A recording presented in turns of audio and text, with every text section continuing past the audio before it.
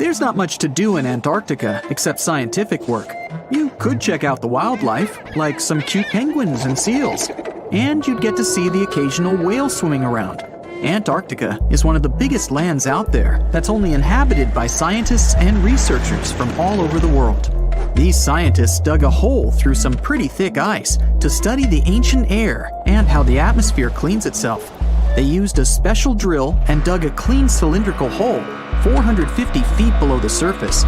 Some of this ice can be up to 800,000 years old and is a good indicator of what the climate was like in the past. It's like checking out tree rings to determine how old a certain tree is, except it's more complicated than that. After the effortless digging, they decided to drop some ice to the bottom of the hole to see what would happen next. They heard some really unusual sounds.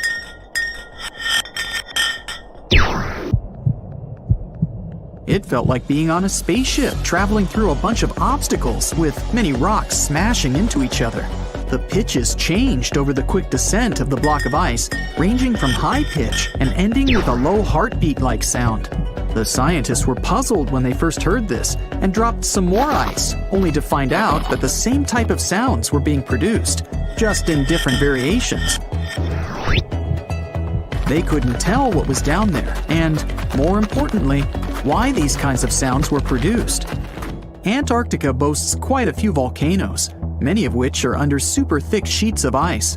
Scientists discovered 91 volcanoes and claimed there could be more, potentially making it the most extensive volcanic region in the world. While they were doing regular scientific research, they came across many unmistakable large cone-shaped figures underground.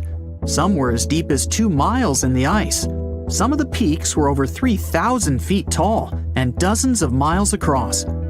But on the surface, it's as plain as a sheet of paper. They may have dropped that block of ice inside an actual volcano that they were standing on, but it's unlikely. Even though the underground volcano presence was discovered by accident, there's a small chance they were actually standing on one where they had their workstation set up. It's more likely that they worked in an area where studying ancient climates is easier and less dangerous than other places. They collect ice samples and study them in a lab. It's like discovering a prehistoric insect embedded in amber millions of years ago when dinosaurs used to roam the land. But instead of little bugs, scientists study ancient dust, air bubbles, sea salts, volcanic ash, and anything else that may have come from the environment. They can practically tell how the climate was during that time. These ice samples might show that Antarctica's western ice sheet melted when the Earth's climate warmed up. If it did, then it's likely to happen again. That would mean sea levels rising, affecting coastal cities and small remote islands. But scientists aren't sure it's true, despite some evidence to back it up. The process of studying ice samples can take a week or even a year, depending on what they find. They crush or melt the sample bit by bit. And like those tree rings, the deeper the layer, the further we go back in time. In order to study ancient bubbles trapped in ice, researchers have to crush the samples under a vacuum hood to keep the air out while extracting the air and putting it in vials. There are various instruments and devices to study the ice samples, but because it's so sensitive to damage, each measurement must be in a clean room setting so that nothing gets compromised. The scientists have to wear proper bodysuits and many layers of gloves and constantly get ventilated. Even something as tiny and insignificant as a fingerprint can ruin a sample. They look for certain patterns to see changes in the atmosphere's composition and temperature. But dropping a few blocks of ice down a hole wouldn't be so bad. The reason why it made such a peculiar sound is the same reason why a moving car sounds different when it's honking than when it's stationary. The scientific word for it is the Doppler effect. It's an obvious change in the frequency of a wave with respect to an observer who is moving relative to the wave source. The effect doesn't mean the frequency of the sound changes, it just shifts. And this can be said about other types of waves, like water and light. But sound waves are the most popular ones when it comes to the Doppler effect. So, when the scientists dropped the ice block down the bottom of the hole, the sound waves traveled back up and bounced around the narrow tube where they drilled. That's why they got the pew pew sound. Let's not forget that this ice block traveled 450 feet beneath us. Oil ships dig holes in the oceanic crust that go thousands of feet beneath the Earth. The Kola Super Deep Borehole in Russia is the deepest hole ever made by humans. It goes more than 40,000 feet below the surface and took almost 20 years to reach 7.5 miles. Below it is only half the distance to the mantle. In terms of the whole Earth, this very deep hole is literally scratching the surface. This wasn't a hole to dig for oil, and wasn't in the ocean either. The drilling was stopped in 1992 when the engineers found out that the temperatures were 100 degrees Fahrenheit higher than they predicted. And then it was abandoned, and it's just been a barren hole now. But that's the closest we've dug to the center of the planet. The scary thing is that some of the workers on the site could hear voices coming from within. All the way in Yemen, an ancient hole exists in Barhout, in the east of the country in the middle of the desert. It's actually closer to Oman than to the capital Sana'a. This hole has puzzled experts and locals. Unlike the holes in Russia and Antarctica, this wasn't man-made. Or was it? It's been around for many years, and the locals try to steer away from it. They don't even like talking about it, since they claim it brings bad luck to those around it, or to whoever utters its name. They claim it was created as a prison for spirits, but many rule that out. The hole is 98 feet wide and somewhere between 330 to 650 feet deep. You can also hear strange sounds coming from the inside. But according to some scientists, the well has little to no ventilation and barely has any oxygen down there. So it's unlikely that anyone or anything lives down there. The Challenger Deep in the Mariana Trench caught some low-pitched grumble sounds in March of 2016. Some of these grumbles were followed by screeches. They caught these sounds in a span of weeks, using a titanium-encased microphone so that the immense pressure of the lowest point on Earth wouldn't crush it. They had to lower it slowly as well, since it's 1,000 times the atmospheric pressure at sea level.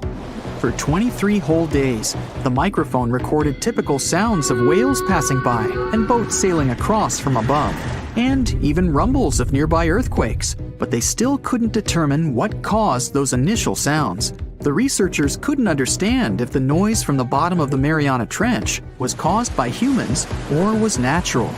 They also wanted to know if these sounds affected marine life, like dolphins and whales that rely on echolocation. They still can't figure it out, but scientists estimate that the ocean is about 10 times noisier than it was 50 years ago. With technological developments in shipping, submarines, and underwater construction, the ocean will only get louder with time. Northern lights come with sounds, which nobody talks about. They're usually audible when the auroras are at their most powerful presence. Scientists were always puzzled as to what caused the faint popping and crackling, even though they were very far above us. They used some special microphones and found out that the sounds came just 230 feet above us, which is pretty low. They're caused by electrical charges gaining power in a specific region of the auroras. The electrical charges are disturbed by magnetic storms that fire up the northern lights. As a result, some tiny sparks are released into the atmosphere, causing the faint crackling and popping noise. Do you know that NASA explores not only stars, planets, galaxies, or black holes? Hard to believe, but yes. The agency also works on discoveries here on our home planet Earth. So what has NASA recently discovered? Is there life under the ice? While they were analyzing data recently, they discovered something unbelievable hiding under Antarctica's ice. And this discovery not only changes everything we know about the whole water system of the Earth, but it may also help with research about life in space. Humankind's existence might depend on understanding Antarctica and its secrets. So, the recent discoveries reveal vital information about our survival. But before we continue, let's see how much you know about this place, where it's only ice as far as your eyes can see. Antarctica is one of the world's 7 continents in the southern hemisphere. It's the 5th largest continent in terms of total area, and that means it's almost twice the size of Australia. Want to see real meteorites? Go to Antarctica. Due to its dry climate, Antarctica is one of the best places to observe space. But what's even greater is that you can find meteorites on the white surface of the continent. Scientists have already plucked about 45,000 meteorites from the ice, and they think they can see another 300,000. Since there aren't many terrestrial rocks there, it's easy for them to spot them, thanks to their dark color. Antarctica's dry desert environment also helps preserve them, even the ones that fell to Earth more than 1 million years ago. And can you imagine any volcanic activity in Antarctica? It's hard. But this place is where fire meets the ice. West Antarctica is where most volcanic activity occurs. Scientists recently found that 138 volcanoes exist in West Antarctica alone. Wow! You would think that Antarctica is always cold, but no. Its coastal regions can get as warm as 50 degrees Fahrenheit. But have you ever wondered what Antarctica would look like if there were no ice? It may seem unimaginable now, but it was not always covered by ice. That was 34 million years ago, though, so nobody could tell how the continent's surface would be without the ice. But NASA changed that. They generated computer simulations and created the most accurate map of it as of today. What they saw was incredible. The continent was not flat at all like it seemed. It's pretty bumpy with valleys, rolling plains, and high mountains. But this was nothing next to what they had discovered under Antarctica's ice. So, what is it? Drum roll, please. NASA found 2 new subglacial lakes. And what's even cooler about it is that they spotted these lakes from space. How is that? If your answer is high-tech satellites, then you're right. In 2003, NASA launched a satellite called IceSat. It measured ice sheet mass balance and cloud and aerosol heights. The satellite also helped create the ice-free map of Antarctica. In 2010, the European Space Agency launched the second satellite, CryoSat-2. It was for tracking the changes in the thickness of the ice. Then, in 2018, NASA launched the third one, IceSat-2, a follow-on to the IceSat spacecraft. It measured ice sheet elevation and sea ice thickness. It was NASA's most advanced Earth-observing laser instrument. It delivered the highest precision data. And when that was combined with the data from the other satellites, it was possible to spot these 2 new lakes near a pair of larger ones. But how is it possible that these lakes exist in the first place?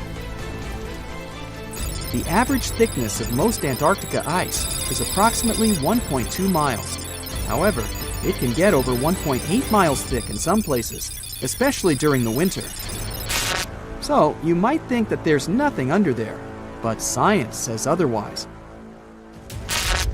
It's not quite possible to see it with your bare eyes, but the continent's ice is slowly but constantly flowing in different directions under the force of its weight. But scientists could not figure out how water moved for many years. That started to change in 2007, when data gathered from the IceSat provided insight into what hides beneath the surface. They first discovered an entire network of meltwater lakes connected under Antarctica's fast-flowing ice streams, and there were hundreds of them. Scripps Institution of Oceanography glaciologist Helen Amanda Fricker figured that the elevation changes measured by IceSat happened because of the dynamics of these lakes. They did not hold meltwater statically. Instead, they were filling and draining continuously over time through a system of waterways. And as they did that, the ice above rose and fell. But where do they drain? The ocean, of course, and it drains a lot. A recent study, co-authored by Fricker, found that the drainage of one lake flushed as much as 198 billion gallons into the ocean in only 3 days. Countless mysteries about how nature works are still waiting to be solved. But finding the 2 new lakes will give scientists a better picture of how fast the Antarctic ice sheet will change as the climate gets warmer, and how this will affect global ocean currents and sea level rise. The filling and draining cycle of the lakes also caused the ice sheet to suffer cracks and crevices. So, The information they find from these new lakes will also give them a better understanding of the damage on the surface of the ice. They will also be able to assess how this filling and draining system influences the speed at which ice slips into the oceans and seas. And that means they can evaluate how the added fresh water may alter marine ecosystems. This discovery may also suggest whether life is under the ice. Wow! Scientists drilled through about 3,504 feet of ice and found that water samples taken from one of the lakes contained approximately 10,000 bacterial cells per milliliter. Such a high number of bacterial life is a good sign, because that means the icy waters might also support higher life forms, such as microanimals, and one of these new lakes might even be their home. But the most exciting thing is that the new lakes might help them understand whether life on other planets is possible. Scientists believe any life below the frozen surface of the planet Mars might follow the patterns seen in Antarctica's lakes. So, there is a possibility that they might find critical new information on the type of life that may have existed on the red planet. You wouldn't want to be there during the winter, though. The lowest temperature on Earth you can experience is negative 128 degrees Fahrenheit. In 2010, there was an even lower temperature of negative 135 degrees Fahrenheit. And you may feel this cold much worse due to the strong and dry winds.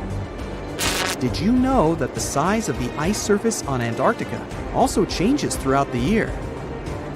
It's about 1.2 million square miles during the summer, but when it's winter, it grows to 7.3 million square miles. Yet, despite the change, it remains the largest piece of ice on Earth. Sorry, Arctic, you lose. Do you know these cute little penguins? Consider these animals the locals, because there is no native population in Antarctica. It's a no man's land, because no single country owns it. But do you know who really owns it? 5 different species of penguins, seals, and killer whales. Ha ha. Despite the continent's harsh conditions, you can visit it as a tourist for fishing and research purposes. Around 5,000 people reside on the continent during summer at research stations. But when winter comes, the number naturally drops down to 1,000. Antarctica's ice blanket makes up 70% of the world's freshwater reserves. Imagine what would happen if it melted. The global sea levels would be raised by almost 200.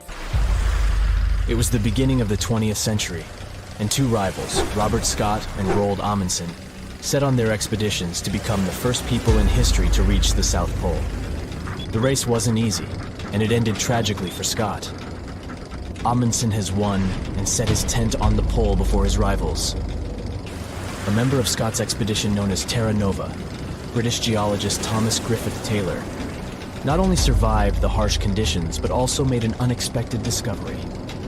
He found a waterfall of what appeared to be blood at the rocky base of the glacier, which now has his name, in 1911. It took scientists more than a century to figure out what is behind the eerie coloring. A team of American scientists journeyed to Taylor Glacier with powerful electron microscopes to analyze its contents. Previous studies had scratched the surface of the Crimson Enigma, but no one had previously done a full-scale analysis of its mineralogical makeup. These researchers unleashed a whole arsenal of analytical equipment and spotted little iron-rich nanospheres. These teeny-tiny particles, 1/100th the size of human red blood cells, originate from ancient microbes.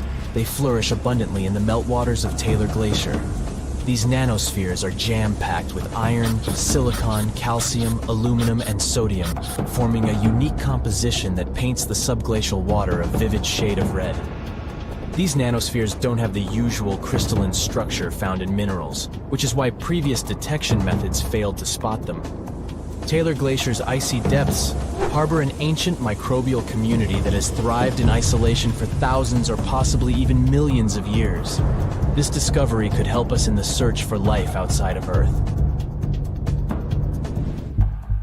Dr. Ken Levy, a research scientist at Johns Hopkins University, has some impressive expertise in planetary materials and the analysis of Martian samples. He decided to find out what would happen if a Mars rover landed in Antarctica. Could it figure out what makes blood falls so mesmerizingly red?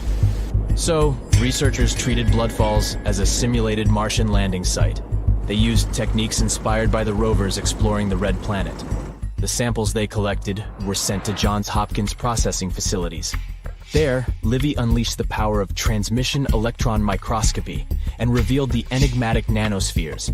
He made the conclusion that our current methods of analyzing other planets' surfaces with rovers fall short. They can't unravel the true nature of environmental materials, especially on chilly planets like Mars. These materials might be super tiny and non-crystalline, throwing off our detection methods. To truly grasp the essence of rocky planets, we'll need transmission electron microscopes. Strapping one onto a Mars rover isn't feasible yet, but it could mean a start of a new era in space exploration. Have you ever seen a waterfall on fire? Every February, when the stars align just right, Horsetail Fall in Yosemite National Park gets a sensational makeover. As the sun sets, its rays hit the waterfall at the perfect angle, transforming it into a blazing display of vibrant orange and red hues. We don't know exactly who and when discovered this natural miracle. The original valley dwellers may have known about it, but they kept it to themselves. It wasn't until 1973 that photographer Galen Rowell captured the first known photo of the waterfall, bringing it into the limelight. Since then, the firefall has become a global sensation, spreading like wildfire on social media and drawing crowds from far and wide. This magnificent cascade draws hundreds of spectators every year, but they can only see the show under certain conditions. First things first, Horsetail Fall needs a flowing stream. If there's not enough snowpack in February, the waterfall won't have enough water to create the magic. The temperatures must be warm enough to melt the snowpack during the day. If it's too chilly, the snow will stay frozen, and the fiery spectacle won't ignite. Second, we need a clear western sky at sunset. Those sunbeams need a straight path to hit Horsetail Fall and make it come alive. And since the weather in Yosemite is ever-changing, clouds can magically clear up just in time for the show. If all the conditions are just right, you'll witness the Yosemite Firefall in all its glory for about 10 minutes. The mystery of the sailing stones in California's Death Valley National Park has puzzled scientists for years. Heavy stones seem to have a mind of their own and move across Racetrack Playa, a dried-up lake bed. They leave behind a trail on the cracked mud. There were all kinds of theories to explain this phenomenon, from magnetic fields or dust devils, which are strong whirlwinds, to mischievous pranksters.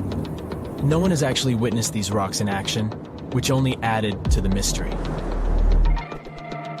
In 2006, a NASA scientist named Ralph Lorenz entered the scene.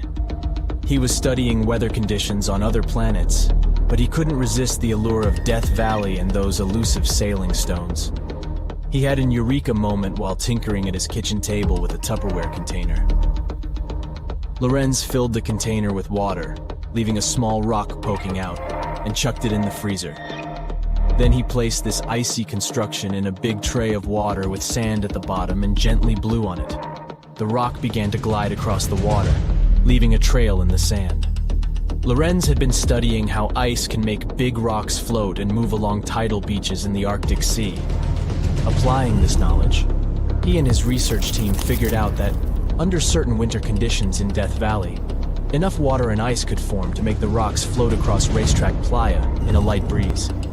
And as they glided, they left their mark in the muddy terrain. The River of Five Colors, Cano Cristales in Colombia, has the unofficial title of the most beautiful river in the world. For most of the year, it looks like any other regular river. The real magic happens between the wet and dry seasons, when the water level is just perfect. This unique river floor is lined with a special plant, and when the conditions are right, it bursts into a dazzling display of colors. Think vibrant reds, stunning yellows, and lush greens, all mingling with the blue water. It's like stepping into a living rainbow with 1,000 shades in between. This phenomenal display only lasts for a few weeks, from September through November. During Colombia's wet season, the river flows too fast and deep, covering up the river floor and denying the plant the sunlight it needs to turn red. And in the dry season, there's simply not enough water to support the vibrant life in the river. So you have to catch it at just the right time. The reason behind Maldivian beaches glowing in the dark at night isn't a mystery, but it doesn't make them any less impressive. It happens thanks to the bioluminescent plankton. These tiny creatures are like little underwater disco balls, emitting a cool blue glow when they are agitated or on the move. Imagine walking along the shoreline and leaving behind glowing footprints. You can even take a night swim amongst these magical plankton. Researchers have discovered that their bioluminescence is actually a clever defense mechanism against predators. When these microorganisms flash their little blue lights, it disorients and surprises their attackers. The plankton produces this light using a chemical called luciferin. These enchanting plankton can appear at any time of the year. The best chances of seeing them in all their glowing glory are from June to December. During this period, there's a higher volume of plankton in the seas of the Maldives, creating the perfect conditions for a luminous show after the sun sets and the night sky takes over. You'll only witness the magic of bioluminescent plankton when tidal currents bring them close to the shore in large numbers. It's hard to predict exactly when this spectacular show will happen, so make sure to do your research and prepare to take photos with a high ISO to capture it, exactly like it looks in travel catalogs.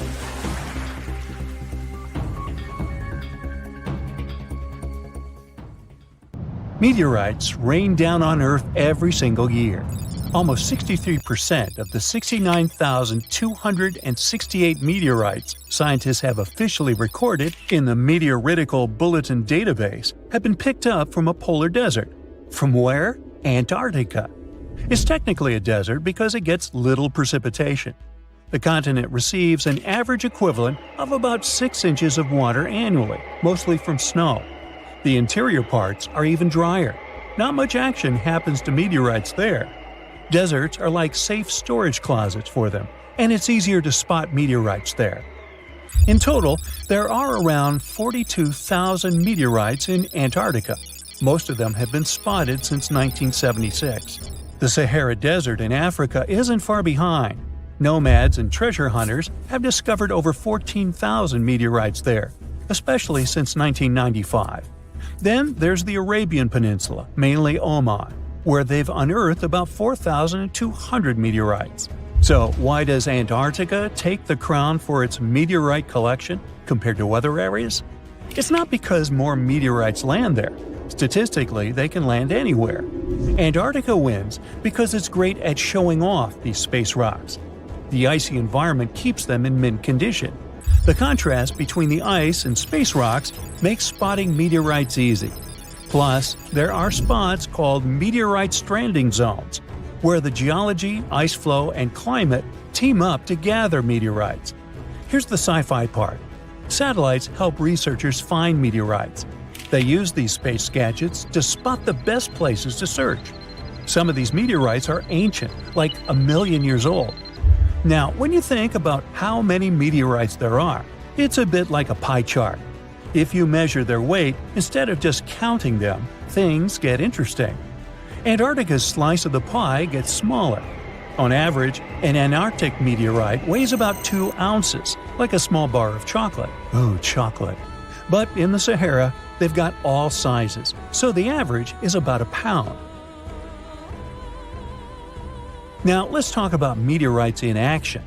Only a tiny bit, maybe just 1.8% of all meteorites found have been seen falling. These are called falls. Clever name. Meteorite detectives, or meteoriticists, get all excited when they see that. The other 98% are finds. Someone stumbled upon them without seeing the meteorite take its cosmic leap. So when we only look at the ones that fell from the sky, most are called stony meteorites. These are like regular fellas of the meteorite world, but there's also a special kind called iron meteorites, or just irons. There are also super rare meteorites, called mesositerites, and pelocities, that are like a mix of metal and regular rock stuff. In places where humans live, like North America, people tend to find more iron meteorites than those that fell. That's because iron ones are usually bigger and more eye-catching. Farmers found some of these while they were working in their fields. Oh, surprise! A bunch of gigantic iron meteorites from places like China, Namibia, and the US make the chart slices huge. Now, check out this adventure. A group of scientists braving the crazy cold of Antarctica's icy desert to uncover some fresh meteorites found what they had been looking for. In fact, one of the meteorites weighed almost 17 pounds. The ones like that are pretty huge. Do they have an impact on Earth? Science says yes, they do. Meteorite impacts are more common than you think. About 17 meteorites smack Earth's surface every single day. Since most of the planet is covered with water, there are loads of places without people around. That's why these hits often go unnoticed. Most meteorites are just small bits zipping through our atmosphere anyway. By the time they touch down, they get tiny thanks to all the friction against the air. Not all meteorite impacts are wimpy. Some supersized ones have rocked our world. Remember when dinosaurs said bye-bye? Yeah, that might have been the fault of a huge asteroid. These meteorite hits are random, and they happen all the time. Scientists have uncovered evidence of a massive meteor impact even before the famous dinosaur wipeout. This impact is thought to have triggered the biggest extinction event in Earth's history. The 300-mile-wide impact crater is chilling over a mile beneath the East Antarctic ice sheet. This mega event occurred about 250 million years ago. The epicenter of the crater is in the Wilkes-Land area of East Antarctica. It might have started the breakup of the Gondwana supercontinent. It was a big landmass that included parts of what are now South America, Africa, Antarctica, Australia, and more.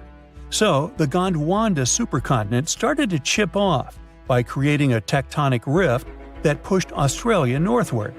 This Wilkes-Land impact surpasses the one that led to the dinosaurs' extinction in terms of scale and could have caused catastrophic consequences at the time.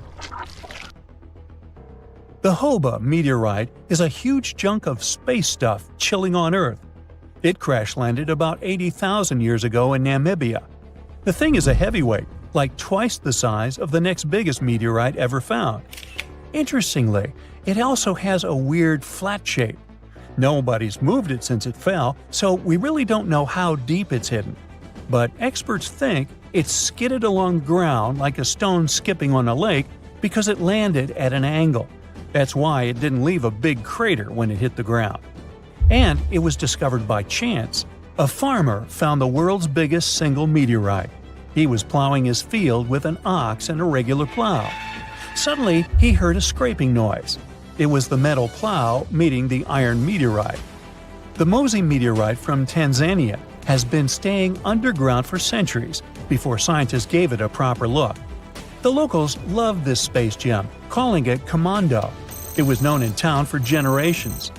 Mosi is made of the same stuff as its other meteorite friends on Earth, about 90% iron and 8% nickel. It weighs 25 tons.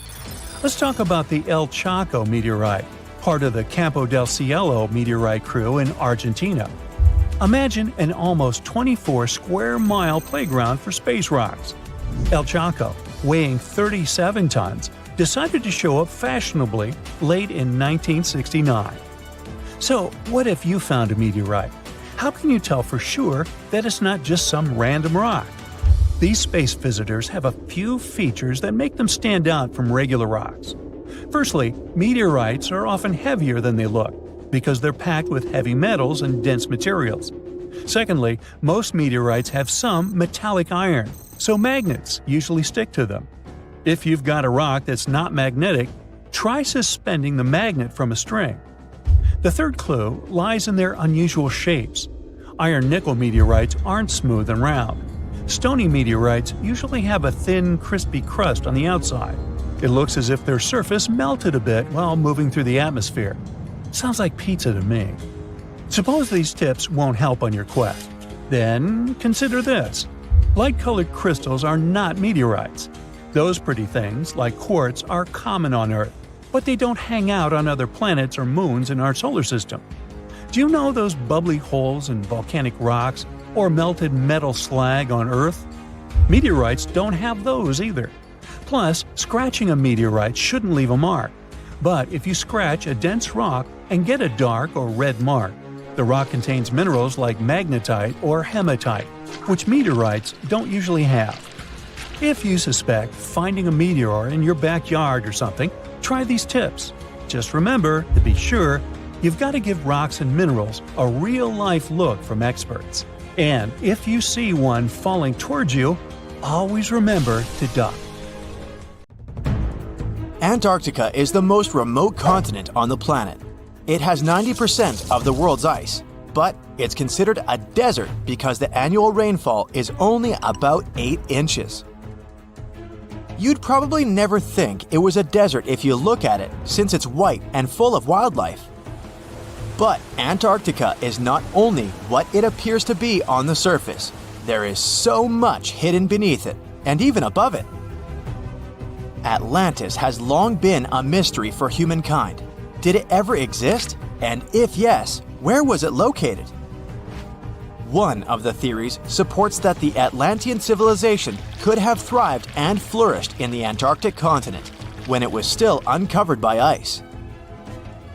Due to the Earth's cyclical eras, this is the periods of ice and interglacial periods. It was believed that Antarctica was actually a tropical forest. And, well, a recent Google Earth picture found some interesting ruins, buried deep within a lake bed on the icy continent. It's unclear to which civilization these remains belong to, but some theorists believe that it could perfectly be Atlantis. And these frozen Antarctic lakes are holding much more under them. In the 1970s, scientists were surprised to find large lakes under the ice plaques in the frozen continent. Over 400 lake beds are believed to exist under layers of ice. Lake Vostok, for instance, the largest subglacial lake over there, is buried beneath 2 miles of thick ice. There are pristine blue ice caves hidden under there as well. The water in these lakes remains liquid due to the small levels of geothermal heat from the Earth's core. And some scientists believe that some lakes are around 15 million years old. Talk about the old days, huh?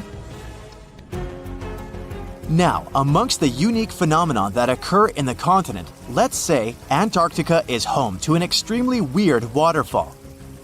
The year was 1911 when Australian geologists wondered about the so-called blood falls.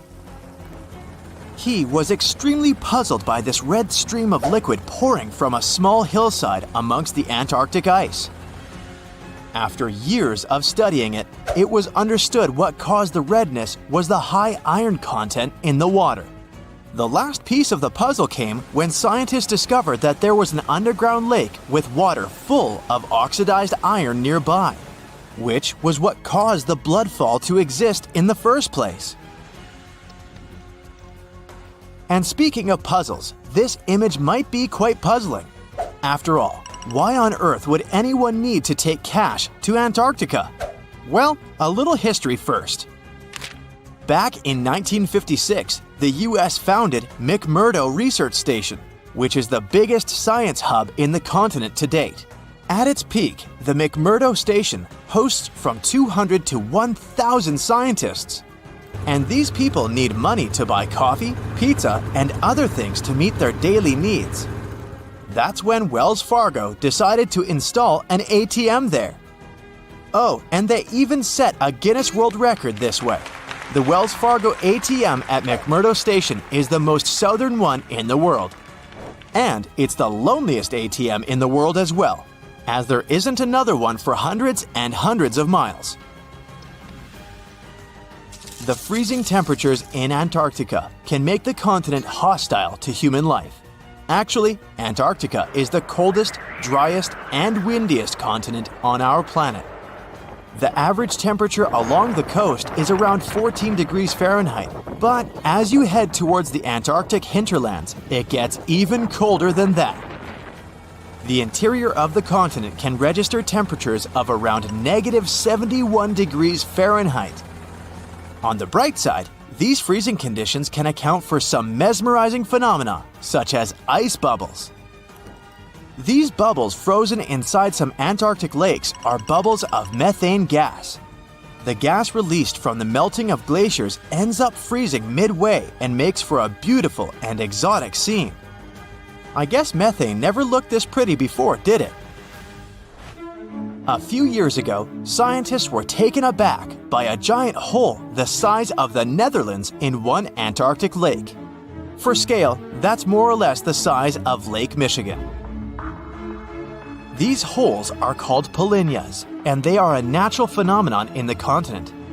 However, this one is the biggest scientists have ever seen since the 1970s. So you'll understand, polynyas are massive holes in a sea of ice. Most of them occur along the continent's coast, but this new one was found in the Weddell Sea, much farther from the shore. Scientists are still trying to understand how that happened and what its implications are for the climate in the region. There's one feature in the continent that looks completely man-made and has even sparked several theories around the world regarding its origins. I mean, this formation looks exactly like other man-made pyramids, doesn't it? The only difference is that this is actually a natural rock formation and has existed for a very long time. It was first found during an expedition in the 1910s and was kept secret ever since. It was nicknamed Pyramid, but its correct scientific name is Nunatak, which is simply a peak of rock sticking out above a glacier or an ice sheet. There are other famous peaks that look pyramid-shaped, such as the Matterhorn in Switzerland. So no, this really isn't a human construction, we're sure of it. And the list of fascinating discoveries on the ice continent goes on. An artificial intelligence program was analyzing a set of data on Antarctica when it came across a stunning discovery. There may be up to 300,000 undiscovered meteorites to be found in the icy field of the continent. The truth is, meteorites have been falling on the continent for millions of years. But it was only 110 years ago that the first one was found. And guess what? Recently, researchers found a Martian meteorite in East Antarctica. It was the biggest one found in the last 25 years, and it weighed about 165 pounds. Now, usually fire and ice are rather a tricky combination. So I'm guessing you wouldn't say that Antarctica hosts an active volcano, right? But it does. The volcano, known as Mount Erebus, is the southernmost active volcano in the world with liquid magma and lava boiling for eons. Actually, Mount Erebus has been active for over 1 million years, and it's Antarctica's second highest volcano with a height of 12,000 feet. We've mentioned before that Antarctica wasn't always icy, but could you imagine a huge rainforest covering the entire continent? This isn't science fiction, it's actually true. Leaf impressions and fossilized wood clearly show signs of tropical trees in the region. Fossil research has also revealed something magnificent. Antarctica is home to the oldest worm in the world. According to National Geographic, sperm fossils found in Antarctica reveal a long-extinct species of worm that is around 50 million years old. Scientists claim that this discovery is beyond important to studying some evolutionary relationships and say that this was only possible due to the freezing of such samples for thousands of years. Antarctica is a continent rich in biodiversity. Penguins, polar bears, and seals are just some of the animals we know that exist down there. But there is also a rare and fascinating species of fish that inhabits Antarctic waters. Popularly known as the see-through fish, this species is as bizarre as it is beautiful. This fish had to adapt to survive the cold water temperature in Antarctica, so much so that it evolved into a unique being. As well as a transparent body, this fish has transparent blood, making it completely see-through. This is because they lack the protein hemoglobin, which gives blood its red color. Pretty neat, huh? When you think of Antarctica, you probably think of icebergs, right? So here are some fun facts about it. Did you know that icebergs have a lifespan of about 3,000 years? And that together with Greenland, Antarctica is one of the world's primary sources of icebergs.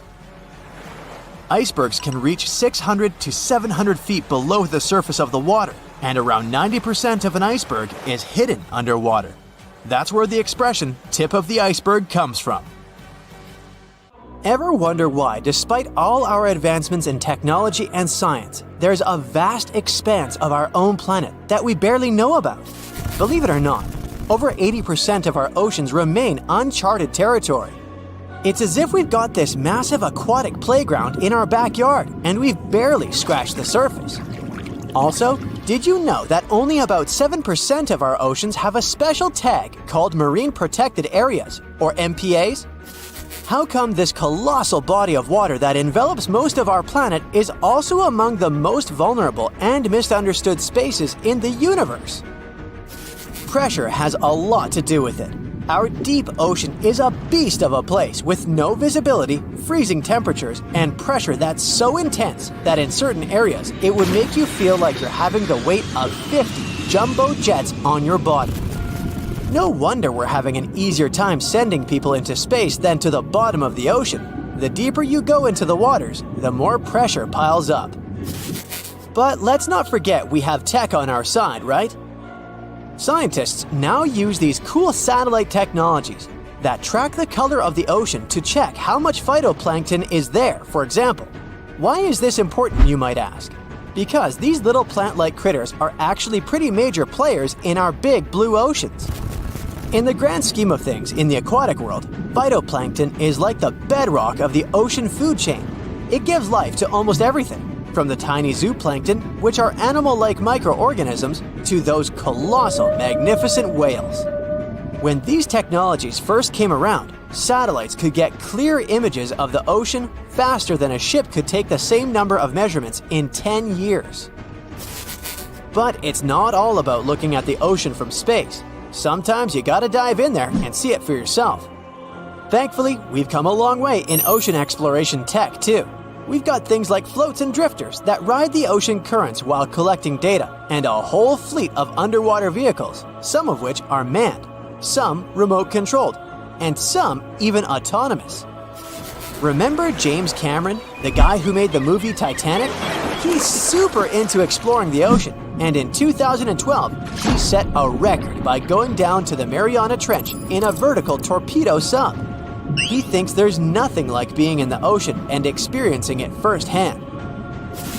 Other companies use a mix of technologies for their ocean explorations. It led them to discover amazing stuff like a deep-sea coral reef near Morocco, the only one still growing in the Mediterranean Sea. They've also discovered new species and documented ones previously thought to live only in the Atlantic.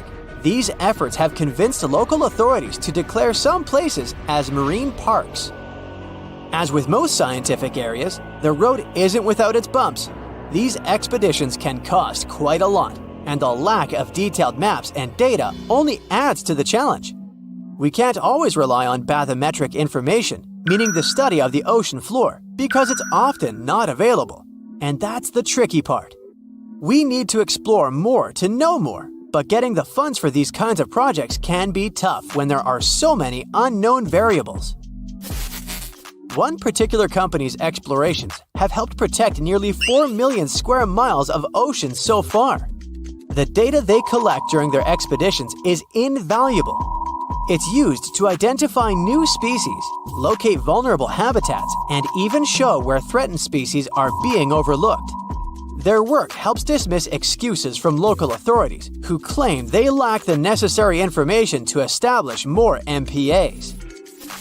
The same company supports a goal known as 30 by 30, aiming to protect 30% of our oceans by 2030. It's a big target, and there's a long road ahead, but ongoing ocean exploration can provide the proof needed to keep more of our oceans safe. We also need to set aside areas for protection and research, even when we don't have all the facts just yet. On that note, some cool scientists have recently stumbled upon a gigantic and mysterious world beneath the Pacific Northwest coast's ocean floor. The best part is, this massive realm of life is pretty much cut off from the rest of the world above, making it like a secret underground club that only the best microbiologists have access to. Picture an active city, except the city is microscopic cracks in the basalt rocks of our oceanic crust, and its residents are microbes. These tiny creatures aren't like you and me. they don't rely on sunlight or the organic products of land and water ecosystems for sustenance. Instead, they thrive on chemical reactions with rocks and seawater. Scientists call this type of life chemosynthetic, which sounds complicated, but it basically means life sustained by chemical reactions. While this sort of life has been found deep in mines and around seafloor hydrothermal vents, the scale at which these creatures are found under the oceanic crust is unprecedented. It might even be the most extensive ecosystem on Earth. A geomicrobiologist from Denmark was part of the team that made this discovery. He claimed that over 50% of our planet's surface is oceanic crust, which is an average of 4 miles thick. Imagine the size of this chemosynthetic party happening down there. This discovery didn't happen overnight. Since the 90s, scientists have found weird tiny holes in the basalt rocks that make up much of Earth's outer crust. They seem like they might have been made by bacteria, but hey, there was supposed to be no life there. I mean, imagine trying to survive in a place that's hot, deep, dark, dense, and mostly devoid of the organic compounds we need for life. Yet, here they are. In the following years, more pieces of the puzzle fell into place. Scientists found that the oceanic crusts had different conditions at the centers and edges.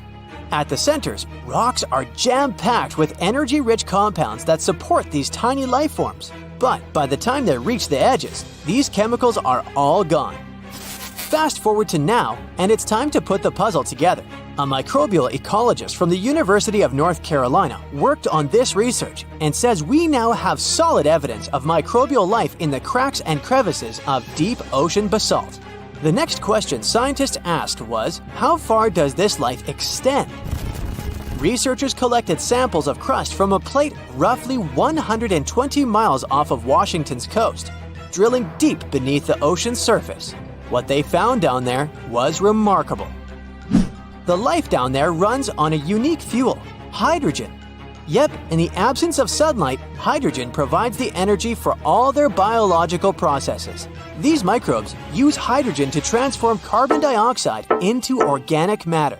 This matter and other byproducts, like methane, then fuel other organisms, creating a network of life. Of course, the life down there isn't as complex as the one we know up here. Scientists doubt there will be any multicellular life under the ocean because it's too hot and energy poor. But hey, who knows? This universe under our oceans still has a lot to reveal. This whole thing is significant for many reasons. First, it confirms that life can exist in places without oxygen, which changes our perspective on where we can find life.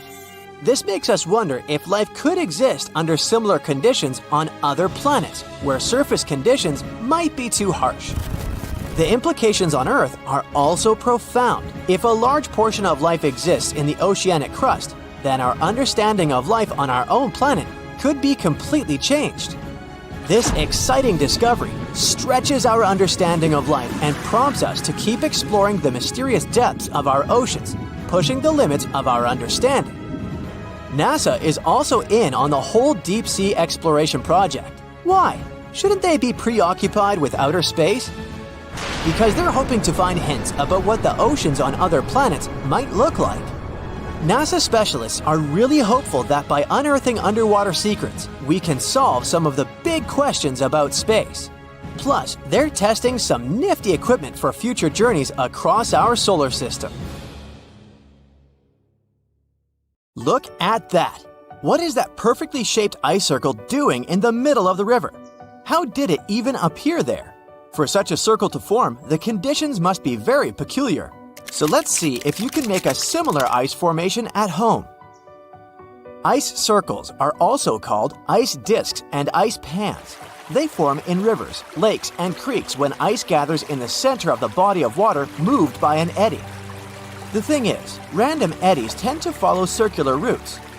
And in the winter, ice crystals often gather in such slow-moving waters. As a result, they form circular discs of ice.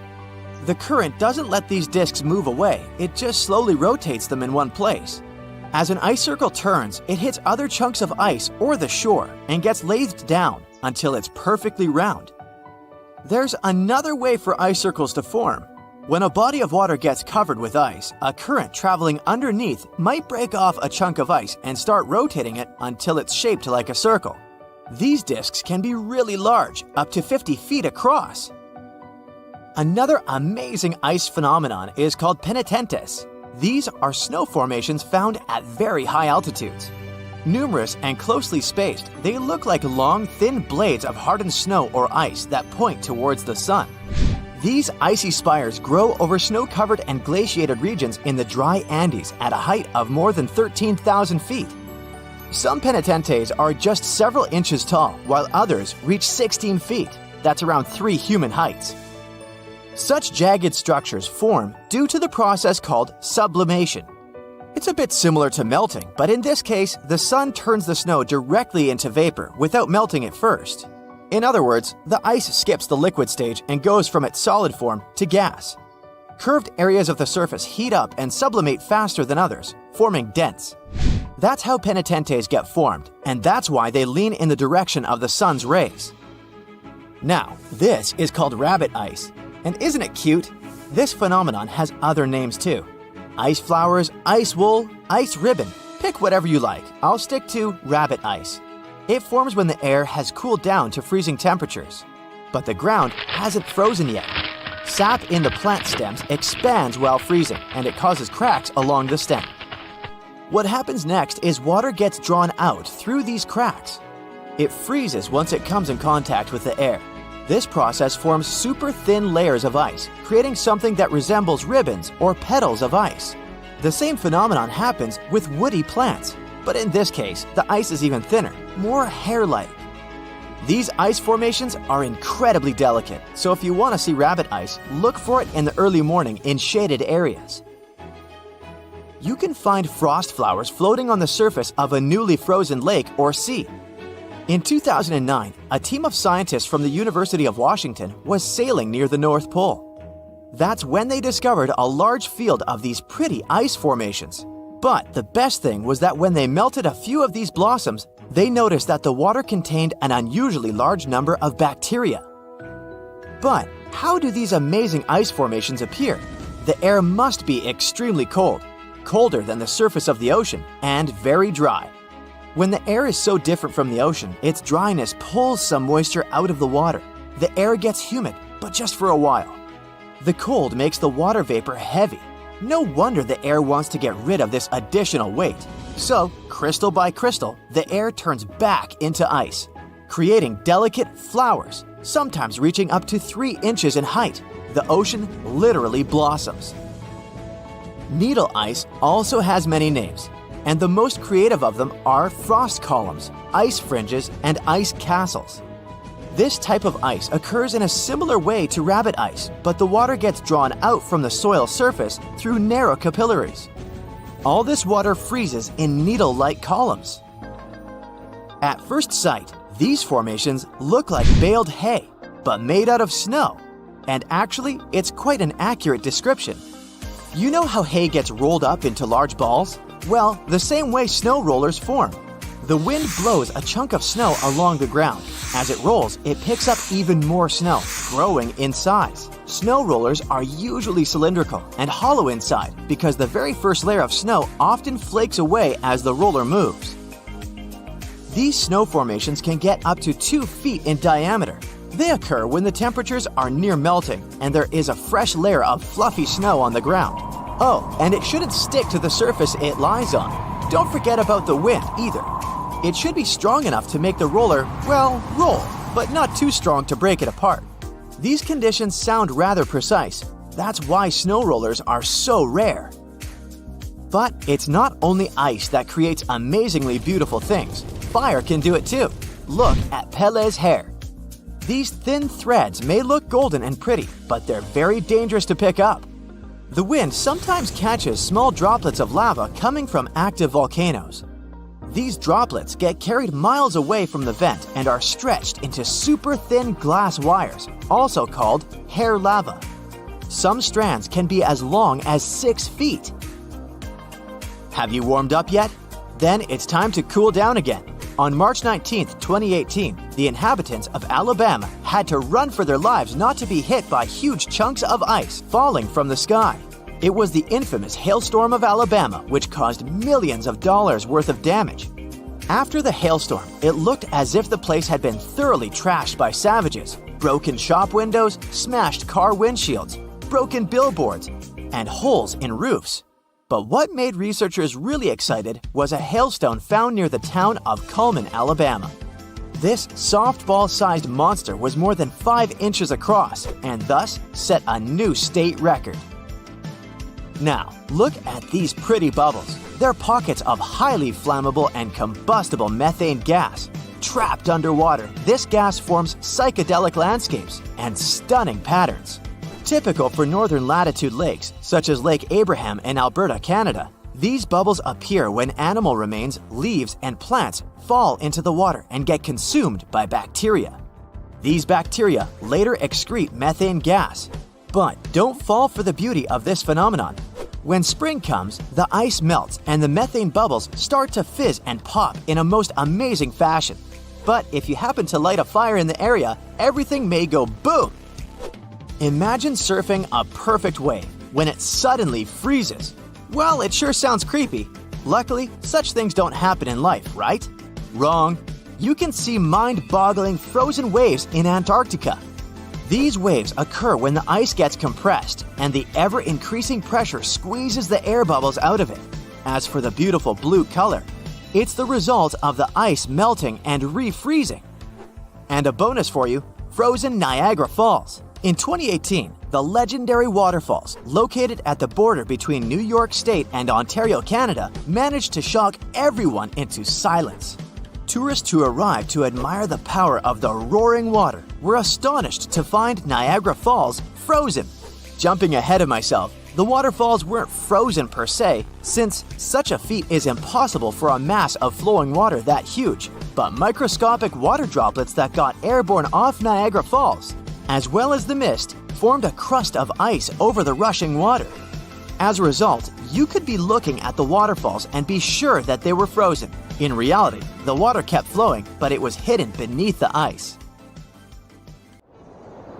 In November 1922, a boy walked through the desert mountains of Egypt and discovered some ancient steps carved into the rock. Subsequently, this find became one of the world's largest and most significant archaeological discoveries. This step was part of Tutankhamun's untouched tomb. Archaeologists found about 5,000 ancient objects, including jewelry, fabrics, painted vases, and funeral masks. You've probably seen one of them.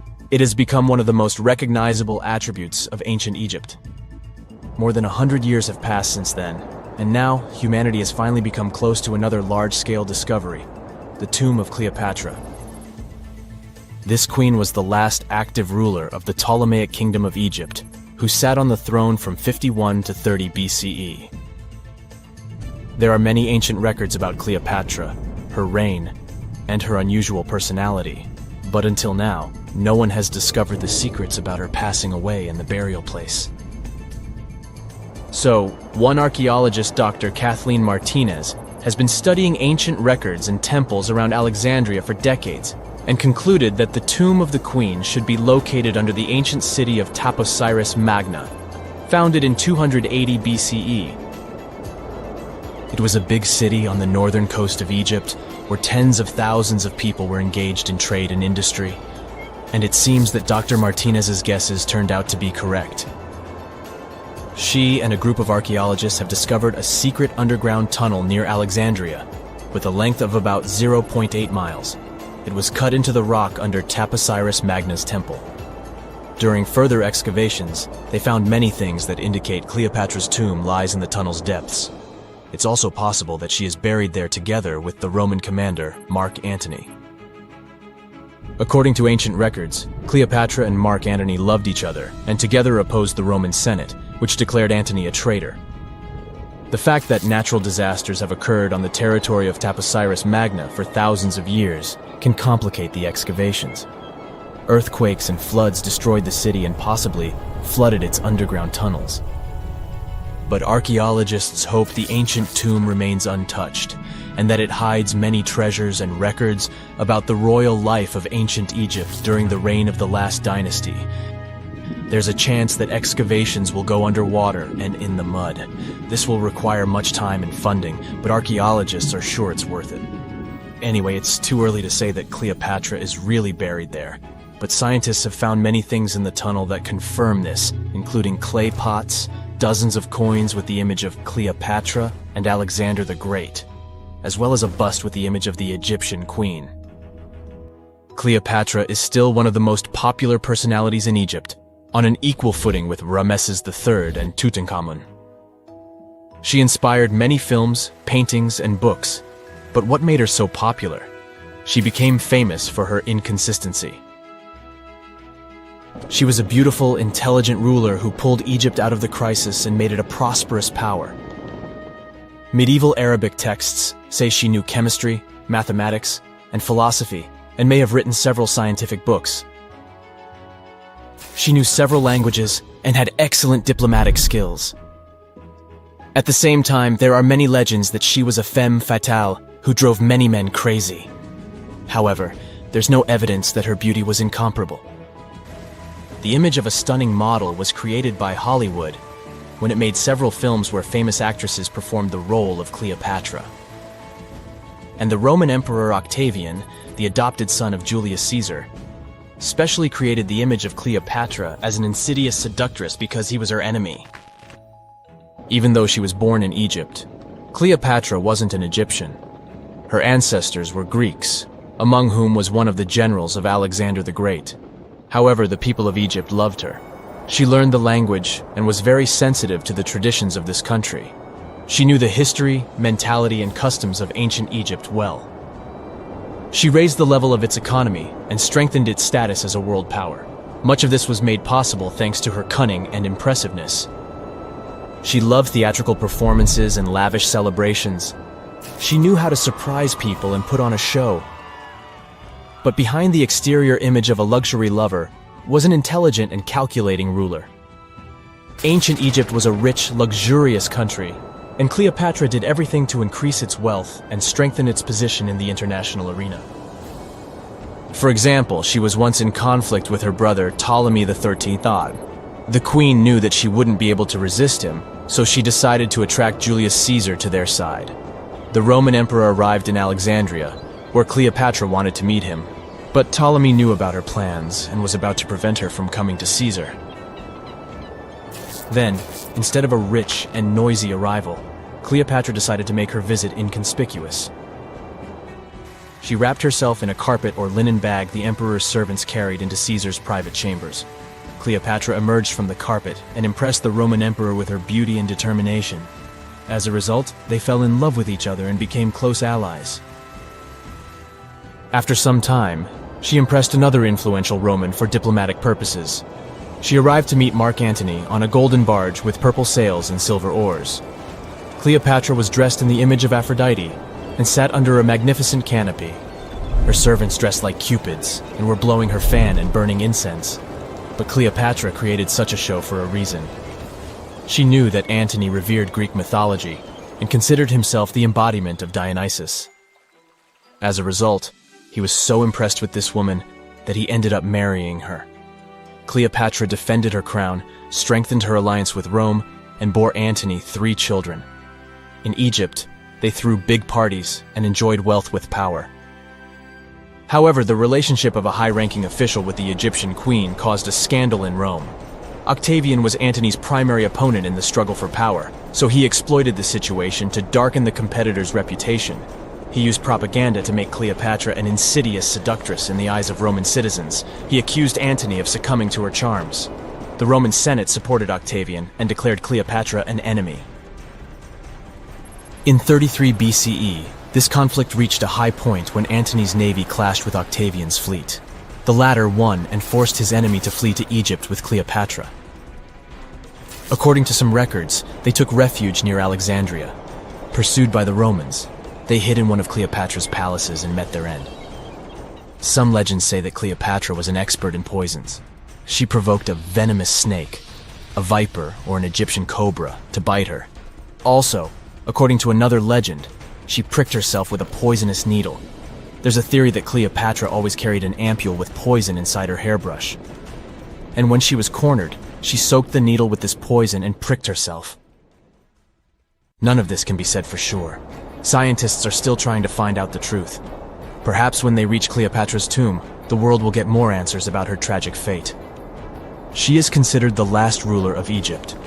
After her passing, Octavian plundered her palaces and temples and returned to Rome, where he became the main emperor. He successfully ruled the country and expanded its borders. His reign ended when he turned 75. World history would have looked different if Cleopatra and Mark Antony hadn't lost that naval battle.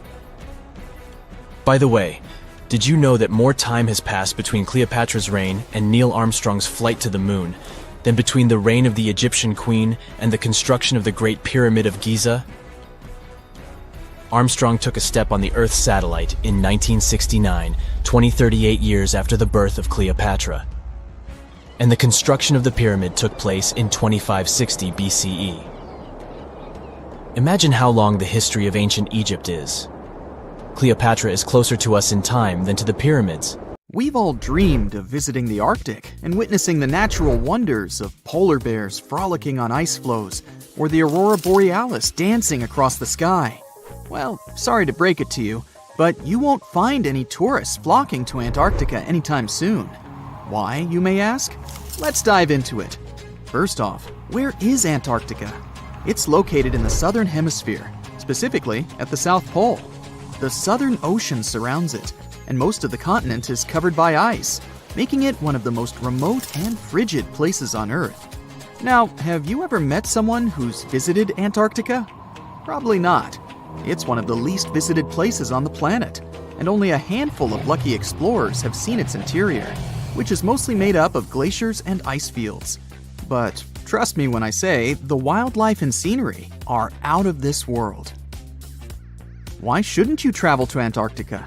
Well, for starters, the environment is incredibly fragile and can be easily damaged. Plus, there are no native human populations on the continent, so your travels would essentially be like visiting an uninhabited island. And let's not forget that it's also one of the most expensive destinations to travel to. Despite all that, Antarctica is not exactly guarded like a fortress, but there is an international agreement called the Antarctic Treaty. This treaty was negotiated to prevent any unwanted activity on the continent and bans some forms of testing done there by member states. But the primary reason we can't just waltz into Antarctica is that it has a delicate ecosystem that needs protection. The treaty states that Antarctica should be used for peaceful purposes only and should be free from any human activity that could harm the environment. Scientists are still learning about the continent's unique ecosystem, and our activity and machines could disrupt the delicate balance that exists there. If you're still itching to go to Antarctica, getting permission isn't exactly a walk in the park. U.S. citizens, for example, need to complete a special form and send it to the Office of Ocean and Polar Affairs. And once you're there, you'll need to follow some strict guidelines to protect the environment, like not disturbing any wildlife or taking souvenirs like rocks, plants, or animals. Now, technically, can you live in Antarctica? While there are no laws banning people from living there permanently, it's a very inhospitable environment and unsuitable for human habitation. Temperatures can reach -76 degrees Fahrenheit and below, making it nearly impossible for anyone to survive without the proper equipment and experience. Plus, the nearest piece of land is over 1,000 miles away, making any inhabitants completely cut off from the rest of the world. Who knows? Maybe one day we'll get the chance to visit this unique and fascinating continent. But until then, let's admire it from afar. Let's now talk a bit about the discovery of Antarctica. Unlike other places that were already inhabited, Antarctica never had a native human population. Ancient Greek philosophers had an idea about the continent and called it Antarctos, meaning opposite the bear.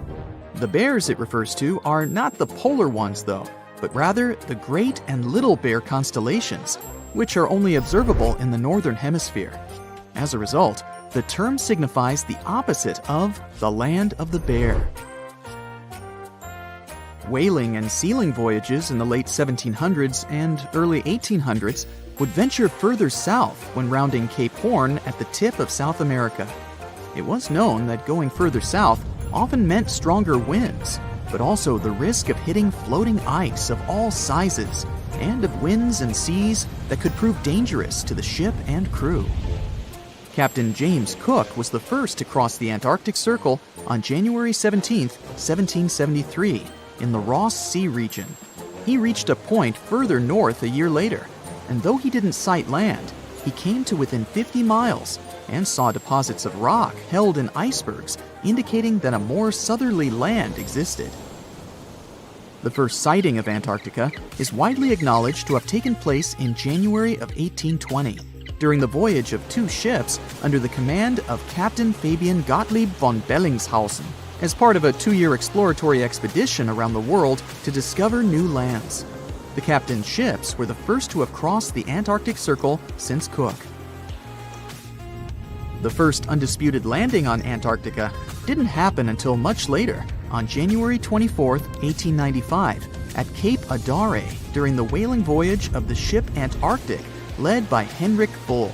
A small boat with 6 or possibly 7 men on board rowed ashore during calm conditions. You might not believe it, but Antarctica is actually a desert. With all that ice, you'd think it'd be like a winter wonderland with snowball fights and hot cocoa all day long. When we think of deserts, we picture camels and cacti and people struggling to find water. But in Antarctica, it's a whole different story. The struggle isn't to find water, it's to find anything that's not covered in ice. And the average rainfall has been just over 0.4 inches in the past 30 years. That's like a few drops of rain compared to what we're used to. So technically, it's not the dunes or sizzling heat that makes a desert, well, a desert. It's the lack of precipitation. But don't worry, if you ever find yourself lost in Antarctica, you won't have to worry about getting thirsty. Just make sure you bring a jacket and some mittens, because it's cold enough to make you into a popsicle. Not only is Antarctica one of the driest places on Earth, but it's also the coldest, the windiest, and the highest. Talk about overachieving. The penguins and scientists down in Antarctica have at times found themselves in a bit of a pickle when it comes to time. You see, unlike the rest of us on this big blue planet, there is no Antarctica time zone. All the lines of longitude meet at a single point at the South Pole, making it a bit of a head-scratcher when trying to figure out what time it is. Now, you might be thinking, but how do the scientists and researchers keep track of time down there? Good question. They typically stick to the time zone of the country they departed from. However, with stations from all over the world on the Antarctic Peninsula, things can get a little wacky. Imagine trying to coordinate with your neighboring countries without accidentally waking them up in the middle of the night. You might think that not much could survive in a place where the temperature is extremely cold, the sun barely shows up, and the wind could blow you away faster than a tumbleweed. Well, as in many places on Earth, life found a way in Antarctica too. Believe it or not, this frozen continent is buzzing with activity. It's home to billions of krill, which in turn attract lots of seals and more penguins than you can shake a fish at. But don't let their cute and cuddly appearance fool you. Penguins are the ultimate swimmers, with streamlined bodies that would make Olympic medal winners jealous. They come ashore to breed and chill, but their real talent is stealing pebbles from each other and forming mathematically precise huddles to stay warm. Antarctica is also home to the largest species of penguin on Earth. It's called the emperor penguin. Sure, these creatures are flightless birds, but that doesn't mean they can't jump. In fact, some of them can leap up to 120 inches.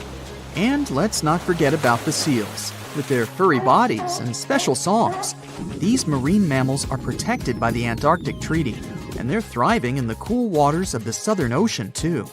But the real stars of the show are the whales. During the Antarctic summer, these huge creatures show up in droves to chow down on the abundant krill. It's indeed like a whale buffet down there.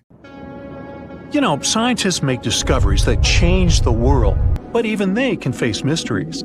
Here are 10 things that have baffled scientists. Imagine that you constantly hear a low-frequency hum, and no one can trace its source. Roughly 4% of the world's population hears the hum. It's a geography-free sound. I mean, people all around the world hear it, so the name varies from Tao's hum to Auckland hum, depending on the region where it gets generated. The sound is just on the threshold of human hearing. People hear it less when they're outside, and it gets louder indoors, especially at night. What's even scarier is that you cannot unhear it once you've heard it. Some folks say it started in London around the time of Charles Dickens, who wrote A Christmas Carol, and the low-frequency sound actually comes from the humbug. Or not. Actually, the earliest cases were recorded in Bristol, UK, dating back to the mid-1970s. Scientists have various theories about where the hum comes from and why only some people can hear it, yet they don't have a clear answer. It could occur when ocean waves move along the ocean floor. They shake the Earth when they collide with continental shelves. Or this might be happening because of volcanic eruptions and earthquakes.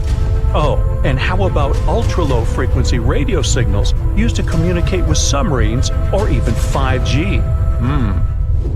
Upsweep is another type of unidentified sound.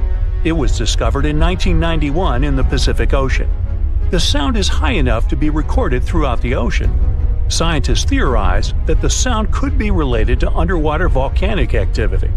Interestingly, the volume of the sound has been diminishing compared to its volume when it was first discovered, yet it still can be detected. Plus, it's seasonal. It reaches its highest volume in spring and fall. Is it related to seasonal changes? No one really knows for sure. The next mysterious thing is a cone-shaped monument found in the Sea of Galilee in Israel. This monument was discovered accidentally by sonar scanning in 2003, but the findings were published only in 2013. The monument weighs 60,000 tons. It was once submerged by rising waters. Archaeologists say the monument is enigmatic because they can't figure out where it's from. They don't know what it's connected to or its function, so this big and unusual thing remains a mystery. Now let's move to Göbekli Tepe, Turkey. This place offers you one of the most archaeologically significant sites in the world. Why is it important? Well, it has massive carved stones about 11,000 years old. To put it in perspective, they're 6,000 years older than Stonehenge. Ancient people placed these stones before they began farming or crafting metal tools or pottery.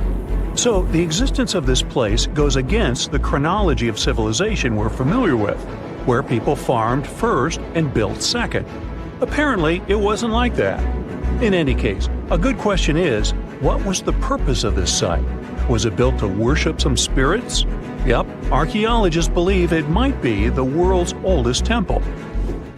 Okay, say this with me. Paleodictyon notusum. Yeah, I know it sounds like a chemical formula. This is a living fossil found deep down on the ocean floor. A creature makes these hexagonal burrows, that for sure. Yet scientists can't identify the artist. Now, what do I mean by living fossil? Well, Paleodictyon notusum is a creature believed to produce a burrow nearly identical to Paleodictyon fossils. Is it a worm-like animal that made them? Scientists don't know. One thing is clear, this isn't some random stuff created by geological forces. Now, speaking of fossils, take a look at this giant one. Its informal name is Godzillius. It was discovered in 2011 by an amateur paleontologist. This is a scientist who studies the history of life on Earth by analyzing fossil records. Anyway, back to Godzillius. It's almost 7 feet in length and 9 feet tall if you were to measure it upright. This fossil is 450 million years old, coming from the time when Cincinnati was underwater. It might be a fossilized algae mat, but some scientists have different opinions. This is a massive tunnel found in South America. The tunnel is at least 8,000 to 10,000 years old. At first, researchers discovered a couple of colossal burrows. They were enormous and neatly constructed. Geologists were amazed, saying they had never seen such structures before. there's no known geologic process to explain their formation. I mean, researchers have known about the burrows since the 1930s, but back then they believed that these tunnels were just some sort of archaeological construction, until they discovered huge claw marks on the walls and ceiling. They reasoned that some extinct species could be the ones to have left these marks. Many geologists strongly believe they found the burrows of giant ground sloths and armadillos. The structure is the largest known burrow from the Paleolithic age in the Amazon. Yet experts have many questions. How come such a deliberate-looking structure could form naturally? A researcher then discovered another strange cave. This one was hundreds of miles away from the massive tunnel. Fast forward, there are now more than 1,500 burrows from the Paleolithic age found in Brazil. What's even more interesting is that some of these caves are connected to tunnels that sometimes lead to chambers. I'll continue with a natural phenomenon. What if I told you that every year, especially in October, fireballs appear on the Mekong River in Thailand? According to legends, Naga fireballs are a call for Buddha to return to Earth, and river serpents are the ones making these calls. Well, that's a myth, but what does science say about it? Is it related to a flammable gas? There are no clear answers yet. These fireballs appear to rise from the water. They can go as high as almost 990 feet. They're like fireworks, disappearing rapidly. They typically glow with a reddish or orange color. I'll mention some legends too, because why not? They're thrilling. And it would be a shame not to include the one about the lost city of Atlantis. As you may know, the legend says that Atlantis submerged into the ocean around 11,000 years ago. Since then, not just scientists, but also treasure hunters and philosophers have been searching for the lost world. Could Bimini Road be a trace? In 1968, a diver found strange stones off the coast of North Bimini Island in the Bahamas. The stones look human-made. It's like they were evenly spaced out and laid in an orderly row. It baffled scientists, but not for long. Carbon dating analysis of the blocks revealed that geological forces created the road naturally. There weren't any tool marks or signs indicating that the blocks had been stacked or something. The research is continuing, but yeah, scientists generally believe that the rocks were created by erosion. Well, I guess the time of Atlantis hasn't come yet. Okay, picture this. You're wandering on the beach, and you see dozens of octopuses walking past. In 2017, a group of people from Wales witnessed exactly this. Why did these creatures come out of the ocean? No one knows the answer. The group reported that they had seen 20 to 30 octopi crawling on the sand. The people looked for some signs of injury, but found nothing. They said that they had carried the animals back to the ocean. Interestingly, these creatures kept crawling onto the shore when people were asleep. Experts say that it's hard to be sure of the reason that pushed the animals to the beach without conducting a physical examination. They're still speculating about the reason behind this unusual and rare occurrence. Could it be overcrowding? Furthermore, the octopi were well armed. A separate study points out that the more fishers hunt large animals that feed on octopuses, the more the octopus population grows. Maybe that's why these creatures have to go farther to find food or shelter. But without proper research, these are only theories. There's a lot we don't know about space, too. So here's a bonus fact about the yellowish source of life in the solar system. Scientists have discovered a new type of wave inside the sun. These waves move in the opposite direction to the sun's rotation. Plus, they move super fast, so fast that it's beyond our understanding. Researchers have different theories about the function of the waves. If they figure out their role, this could give them additional insight into the processes happening inside the sun. And yes, the octopi were well armed. Let me take you to a place that seems to be out of this world. Life inside this cave has been isolated from the outside world for about 5.5 million years. And it does show. See for yourself. Due to such a long isolation, the conditions inside the Mobile Cave are like nowhere else on our planet. A unique ecosystem is flourishing there, even though there is a severe lack of sunlight inside the cave, and the air is toxic. The cave, located a few miles west of the Black Sea in Romania, was first discovered in 1986. Nowadays, you can only visit it if you have special permission. Plus, the central caverns are guarded naturally by narrow limestone tunnels and vertical shafts. So, if you're no stranger to claustrophobia, you'd probably better not enter this place. In the depth of the cave, the air has twice less oxygen than the air outside. Instead, it contains a lot of carbon dioxide and hydrogen sulfide, so not the freshest air you can breathe. It's also pitch black inside the cavern. But despite, or should I say, thanks to, this cocktail of extremely harsh conditions, the site is a true goldmine for biologists. Shockingly, life seems to be booming here. In a 1996 study, scientists identified 48 species, and 33 of them were unique to the cave. Most of the creatures inhabiting the cave are tiny, with long limbs and antennae that help them navigate in the dark. They have no vision and lack pigment, and it makes sense. Why would you need to be able to see if you live in total darkness? And why would you need to be pretty and colorful with no one to see you? Now, I'm going to take you to another cave. It's no less amazing, but looks very different. This is the Giant Crystal Cave, aka the Cave of the Crystals, in Mexico. These ginormous crystals were found in 2000 by a mining company after the water was pumped out of the cave. Two miners then saw the crystals after entering the drying cave on foot. These awe-inspiring crystals are actually massive gypsum pillars hidden 984 feet underground. They're anchored to the walls and the floor of the scorching hot cave. Scientists estimate that the crystals could have been already growing for 500,000 years. That's why many of them are so long and wide that you can walk across them. Unfortunately, visiting this wonder of nature is impossible at the moment. But maybe it's for the better, since the Giant Crystal Cave is a dangerous place that can easily turn into a trap. For tens of thousands of years, it was filled with groundwater, which was originally pushed upward into the opening by a magma chamber located in the depths of our planet. The magma under the cave kept the water hot, but eventually the temperature of the water dipped below 136 degrees Fahrenheit. As a result, the water started to fill with calcium and sulfate, whose particles began to recombine into gypsum. And then, white-tinted crystals took over the cave. And since they stayed underwater, they were able to keep growing. You don't have to fly to space to take a closer look at a black hole. Scientists have found something very similar to black holes in the southern Atlantic Ocean.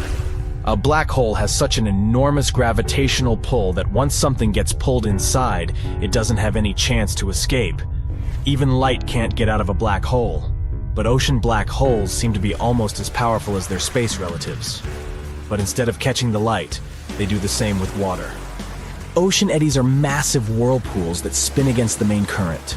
They usually swirl billions of tons of water, and most of them are larger than a city. These whirlpools are so powerful that nothing trapped by them can escape. But the scariest thing is that you might not even notice heading into one of them. These things are so huge that you won't spot their boundaries until it's too late. When scientists started exploring ocean vortices with the help of satellites, they discovered the borders of several eddies. After that, they managed to prove that, mathematically, these whirlpools are the same as mysterious black holes in space. Massive eddies are surrounded by super-tight barriers where fluid moves in closed loops. Even water can't get out from the inside of these loops. That's why tight ocean vortices play the role of enormous containers. Water inside them can be totally different from the ocean surrounding an eddy. And I'm not only talking about its temperature. The salt content inside and outside a whirlpool often differs as well. On the thin Curonian spit splitting the Baltic Sea from the Curonian Lagoon, there is one of the most bizarre places on Earth. Locals call this area the Dancing Forest because pine trees in this forest have shockingly unusual shapes. They twist in spirals and circles along the ground. There are some theories why it could be happening, of course. Some people claim that huge amounts of positive and negative energies once clashed in that spot. More down-to-earth individuals believe that the reason is geological. Sandy soil in the area is too unstable to hold trees growing upright. The most popular is the idea that strong winds blowing from the water influence the shape of the trees. In any case, experts haven't come to the final conclusion yet. Look at these underwater crop circles. For the first time, they were spotted in 1995, close to southern Japan's coast. Local divers called these 7 feet wide structures mystery circles. The enigma had been plaguing many minds for almost 16 years until the culprit was finally caught. Imagine the researchers' surprise when it turned out to be a male pufferfish. The fish needs a bit more than a week to build one circle, and the aesthetics are obviously crucial. A male is swimming inside the circle, digging valleys in the sand with its fins. But that's not all. The fish also use shells and corals to decorate particular parts of their circles. This whole build-a-circle thing has a practical purpose as well. The way a male fish swims pushes the sand toward the center of the circle and creates a mound which later serves as a nest. The next mystery on our list is in the Caribbean. Just off the coast of Belize, there's a giant sinkhole. That's the Great Blue Hole. It's about 1,000 feet across and more than 400 feet deep. Once, a long time ago, this hole was a cave. But then rising waters filled it, making it collapse in on itself. The deeper you'll descend into the Great Hole's crystalline waters, the darker it will become. You'll see tons of stalactite-filled caves there, but entering them is extremely dangerous, unless you want to get hopelessly lost. Once you reach a depth of 50 feet, you'll notice that the water is shimmering. That's the invisible line dividing the sinkhole's salty top from the freshwater abyss. You might want to turn back right now. Who knows what you might come across in the murky depths. There was an old Amazonian legend that told about the river that was so hot that it boiled. And it was believed to be just a legend until Peruvian geoscientist Andres Russo questioned if the river could be real. All experts denied such a possibility. After all, hot rivers do exist, but only in the areas where there are volcanoes. As for the part of the country mentioned in the legend, there are no volcanoes in that region. But Andres Russo was too dedicated to give up. And in 2011, he finally located the river from the legends. The water in it was indeed steaming hot. Its temperature was 186 degrees Fahrenheit, not boiling, but pretty close to this point. But what shocked the researcher the most was the size of the river.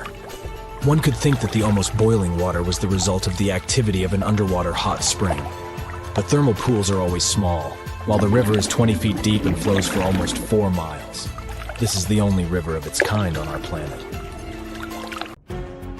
The Earth has 3 main layers. 2 parts of the core, the dense, hot inner core, and the molten outer core. Then comes the mantle. And then follows the thin crust, the surface that supports life as we know it. At least, that's what we thought, because now scientists found a new mysterious layer located deep within the solid inner core. Earth's inner core is approximately 2/3 the size of the Moon, and made of nickel and solid iron. It's burning hot. The temperature at the center of our planet is the same as at the surface of the Sun. The outer core can reach almost 10,000 degrees Fahrenheit. It's difficult to explore it because we can't go there, and it's like looking through a really dirty window of 3,200 miles of molten metal and rocks. But we can rely on laboratory experiments on heated pressurized rocks, signals from seismic waves, and computer models. When an earthquake hits, it sends out seismic shock waves. Those waves travel through layers at a different speed, depending on the direction they go and the material they move through. In the new study, a team of scientists set a data set of 100,000 deep earthquakes. Some of them went over 60 miles below the surface. When an earthquake happens on one side of our planet, scientists track its waves all along to the other side. Waves change when they come to the other side, so scientists try to understand the materials these waves have passed through. They found a new layer in the core of our planet thanks to earthquakes. Normally, shock waves travel along the equator, but down below, they digress and go into different directions, about 60 degrees to the side. When waves pass through the inner core going from north to south, they will travel more quickly than waves going through the core parallel to the equator. It's important to understand the core because it creates our magnetic field, which in turn protects the planet from things like solar winds that are charged particles coming from the sun. In the 1960s, we discovered the Earth pulsates every 26 seconds. It's like clockwork, a giant heartbeat. The ground is slightly shaking, but we mostly don't feel it. Researchers can still track it. Some of them think the continental shelf comes as a huge wave break under the oceans. For example, the highest part of the North American continent falls off into a deep abyssal plain. One theory says waves hit this spot, producing regular pulses. It's like having all kinds of drums. You hit them with your hands and accidentally slam that one spot that produces the right harmonic bang to rattle our entire planet. If this theory is true, we're lucky there are no more spots like this that can shake the Earth. Other scientists believe the pulsation happens because there's a volcano near the critical spot, the island of Sao Tome in the Bight of Boni. You're walking, running, and jumping, but when you stop, it always feels like you're standing still. In reality, you're moving even when you're perfectly still because our planet is always on the move. Depending on where you're at, you could be spinning through the universe at more than 1,000 miles per hour. If you're on the equator, you'll move the fastest. Let's say you have a basketball spinning on your finger. Check the ball's equator. A random point on it has farther to go in just one spin than any point near your finger. That means the point on the equator is moving more quickly. The Earth is a planet that recycles all the time. The ground we're walking on is recycled. Our planet's rock cycle turns rocks of one type into another. That's a cycle that goes on and on. The depths of our planet are filled with magma. As magma is going out onto the surface, it hardens into rock. Tectonic processes like volcanic activity, earthquakes, mountain building, and all of the other processes that shape the surface of our planet bring that rock to the Earth's surface. When the rock is on the surface, erosion shapes it and shaves its bits off. Those small particles then get deposited. All the pressure coming from above compacts the particles into sedimentary rocks, like, for example, sandstone. Sedimentary rocks can also end up deeper and deeper under the Earth's surface. Since there's a lot of heat and pressure, they get cooked into metamorphic rocks. They can go back to the surface once again, or even end up being re-eroded. Sometimes the crust plates are pushing one under another, and this way, rocks can transform into magma once again. We've explored only 5% of the ocean so far. The ocean itself, as well as life below the seafloor, is still a mystery. The sediments that are underlying our oceans are home to different microorganisms that exist even at depths of 1.5 miles beneath the seafloor. There are microbes hidden deep inside volcanic rocks below the seafloor off of the parts of the Pacific, hidden under 870 feet of sediment. The biosphere under the seafloor is growing extremely slowly compared to life on the surface. Cell division happens every 10 to 1,000 years. Something's different about the Earth's axis. Climate changes and melting glaciers, mostly in the regions like the Himalayas and Alaska, made the axis shift. Our planet has two kinds of poles. Are the south and north magnetic poles. They affect things such as drift and navigation. The axis that the Earth is spinning around is another kind of pole. It shifted a little bit over time, but we don't know exactly why. Researchers realize there are moving masses of water, pushing the Earth's axis eastward. Take a basin of water as an example. If you're moving it back and forth, sloshing makes the water move its weight all around. A similar thing is happening on a planetary level. No matter how large an earthquake is, no human could ever feel an earthquake on the opposite side of the Earth, although some people claim they did. In 2013, there was one near the Kuril Islands with a magnitude of 8.5. It went around 400 miles deep. It was so strong, people in Australia reported they could feel the ground shaking.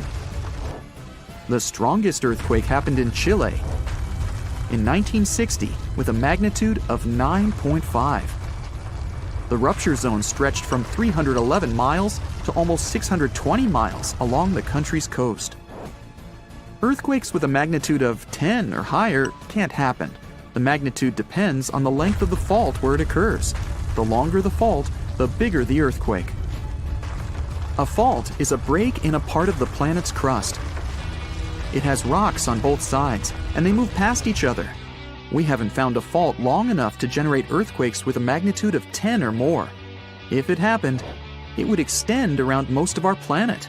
An earthquake with a magnitude of 12 would require a fault larger than our planet. One side of our planet is getting colder than the other. The Earth has a system that keeps it warm from the inside, a red-hot liquid interior deep below the surface. It spins and, at the same time, generates a magnetic field and gravity. That way, the Earth's core holds the atmosphere closer to the planet's surface. The Earth also absorbs heat from the Sun, mostly on the surface. The heat doesn't spread equally on all parts of the Earth. One side of the planet, the Pacific Hemisphere, is losing heat more quickly than another, the African Hemisphere. This happens because land traps more heat than the surface under the ocean. The seafloor is way thinner than the landmass. Also, the temperature caused by the heat coming from inside the Earth is getting lower because of huge amounts of cold water above it. Clouds are not just like some fluffy distant pieces of cotton. They weigh more than 1 million pounds and help regulate our planet's temperature. If you take all the water droplets in clouds and bring them to the surface, you could cover the planet with a liquid layer as thin as a human hair. It doesn't seem like a lot, but this water is crucially important for climate. We'd have warmer temperatures if it weren't for the clouds. Ever wonder why, despite all our advancements in technology and science, there's a vast expanse of our own planet that we barely know about? Believe it or not, over 80% of our oceans remain uncharted territory. It's as if we've got this massive aquatic playground in our backyard, and we've barely scratched the surface. Also, did you know that only about 7% of our oceans have a special tag called Marine Protected Areas, or MPAs? How come this colossal body of water that envelops most of our planet is also among the most vulnerable and misunderstood spaces in the universe? Pressure has a lot to do with it. Our deep ocean is a beast of a place with no visibility, freezing temperatures, and pressure that's so intense that in certain areas it would make you feel like you're having the weight of 50 jumbo jets on your body. No wonder we're having an easier time sending people into space than to the bottom of the ocean. The deeper you go into the waters, the more pressure piles up. But let's not forget we have tech on our side, right? Scientists now use these cool satellite technologies that track the color of the ocean to check how much phytoplankton is there, for example. Why is this important, you might ask? Because these little plant-like critters are actually pretty major players in our big blue oceans. In the grand scheme of things in the aquatic world, phytoplankton is like the bedrock of the ocean food chain. It gives life to almost everything, from the tiny zooplankton, which are animal-like microorganisms, to those colossal, magnificent whales. When these technologies first came around, satellites could get clear images of the ocean faster than a ship could take the same number of measurements in 10 years. But it's not all about looking at the ocean from space. Sometimes you gotta dive in there and see it for yourself. Thankfully, we've come a long way in ocean exploration tech, too. We've got things like floats and drifters that ride the ocean currents while collecting data, and a whole fleet of underwater vehicles, some of which are manned, some remote-controlled, and some even autonomous. Remember James Cameron, the guy who made the movie Titanic? He's super into exploring the ocean, and in 2012, he set a record by going down to the Mariana Trench in a vertical torpedo sub. He thinks there's nothing like being in the ocean and experiencing it firsthand. Other companies use a mix of technologies for their ocean explorations. It led them to discover amazing stuff like a deep-sea coral reef near Morocco, the only one still growing in the Mediterranean Sea. They've also discovered new species and documented ones previously thought to live only in the Atlantic. These efforts have convinced local authorities to declare some places as marine parks. As with most scientific areas, the road isn't without its bumps. These expeditions can cost quite a lot, and the lack of detailed maps and data only adds to the challenge. We can't always rely on bathymetric information, meaning the study of the ocean floor, because it's often not available. And that's the tricky part. We need to explore more to know more, but getting the funds for these kinds of projects can be tough when there are so many unknown variables.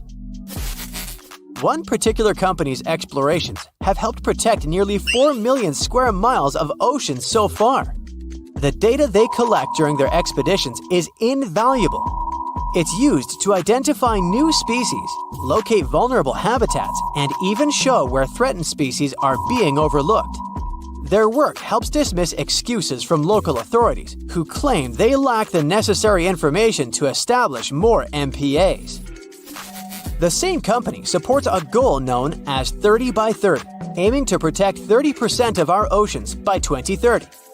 It's a big target, and there's a long road ahead, but ongoing ocean exploration can provide the proof needed to keep more of our oceans safe.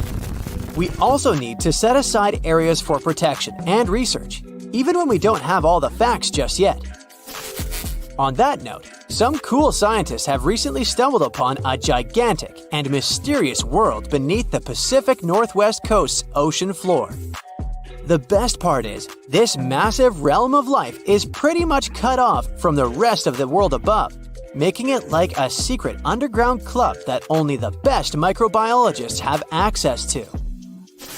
Picture an active city, except the city is microscopic cracks in the basalt rocks of our oceanic crust, and its residents are microbes. These tiny creatures aren't like you and me. They don't rely on sunlight or the organic products of land and water ecosystems for sustenance. Instead, they thrive on chemical reactions with rocks and seawater. Scientists call this type of life chemosynthetic, which sounds complicated, but it basically means life sustained by chemical reactions. While this sort of life has been found deep in mines and around seafloor hydrothermal vents, the scale at which these creatures are found under the oceanic crust is unprecedented. It might even be the most extensive ecosystem on Earth. A geomicrobiologist from Denmark was part of the team that made this discovery.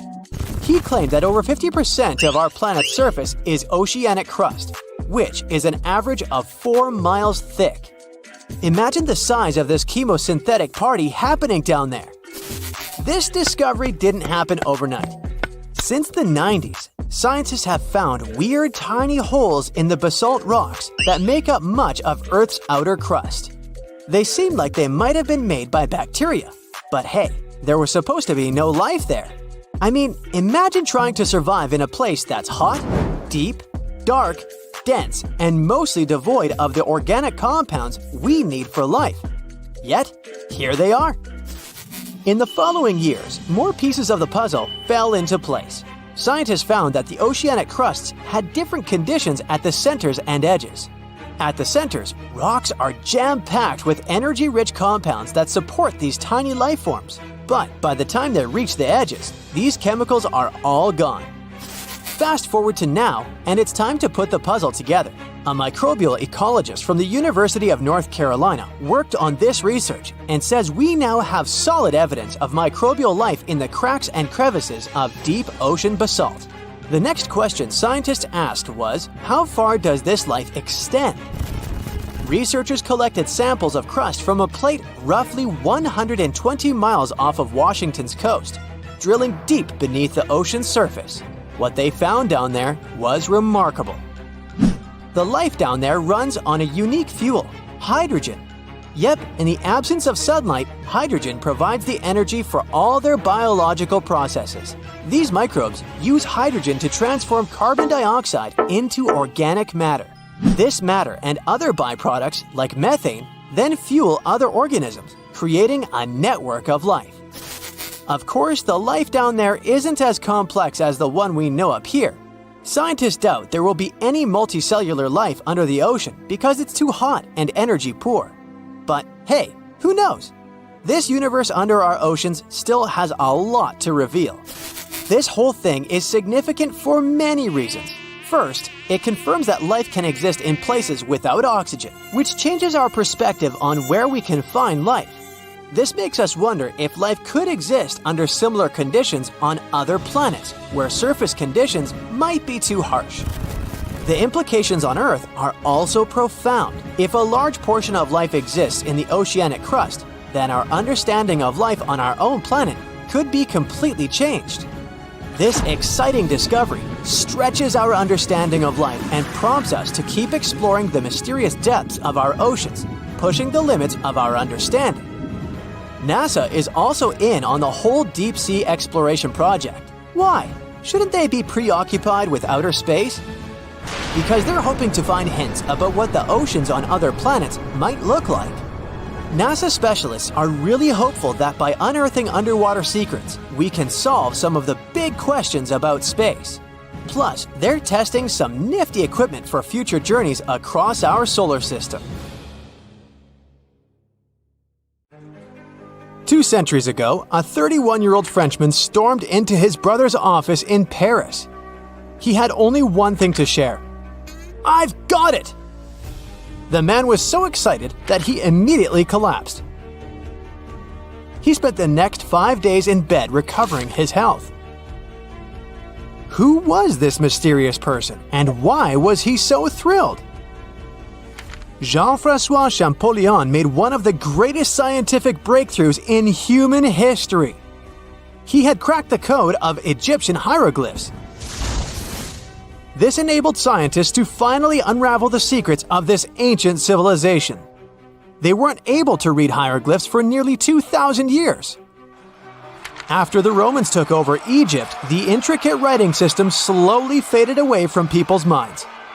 The last of the hieroglyphic texts date back to the 4th century. For thousands of years, Egyptians used images to show their lives. But the knowledge of how to read these pictures was lost to modern science. The story of hieroglyphs began in 3250 before current era. That's when ancient Egyptians developed writing. Their motivation was to better organize the distribution and storage of goods. One of the earliest examples is a ceramic jar that had an inscription in black ink. There were 2 major writing systems. The first were the hieroglyphs, which literally means sacred carving. Egyptians carved hieroglyphs in stone on temples, tombs, and similar monuments for 3,000 years. They present a system of pictorial texts. A pictograph is a picture or a drawing that stands for an idea of a word. It's a precursor to the true writing as we have it today. For example, when Egyptians wanted to write ibis, they would draw a small image of the bird. Hieroglyphs can be found on walls. They were a formal way of writing. The other writing system was hieratic. Egyptians mostly used it when writing on papyrus. That's an early, thicker form of the paper we have today. It soon evolved into demotic. This improved version became the most common writing systems in ancient Egypt. Then, in the early 4th century BCE, Alexander the Great took control of Egypt. This was the time when the Greek Ptolemaic dynasty ruled the country. You've probably heard of the last ruler of this dynasty, Cleopatra. During her time, Egyptian Demotic and Greek were used side by side. The two started mixing, and by the year 100, a new language emerged, Coptic. It slowly replaced the ancient writing system. Only Egyptian priests used hieroglyphs for the next couple of centuries, and then their meaning was lost to history. But not forever. Arabs were the first who tried to solve the mystery of the hieroglyphs. Medieval travelers came across these strange symbols and wanted to understand their meaning. They consulted speakers of Coptic and translated text from Greek and Latin into Arabic to break the code of the hieroglyphs. During the Renaissance, Europeans also became fascinated with the legacy of ancient Egypt. Scholars from the Old Continent believed that hieroglyphs were a group of symbols as opposed to a written language. This was all about to change in 1799. A year earlier, Napoleon, the famous French ruler, arrived in Egypt. His subordinates constructed a fort that dated back to the 15th century.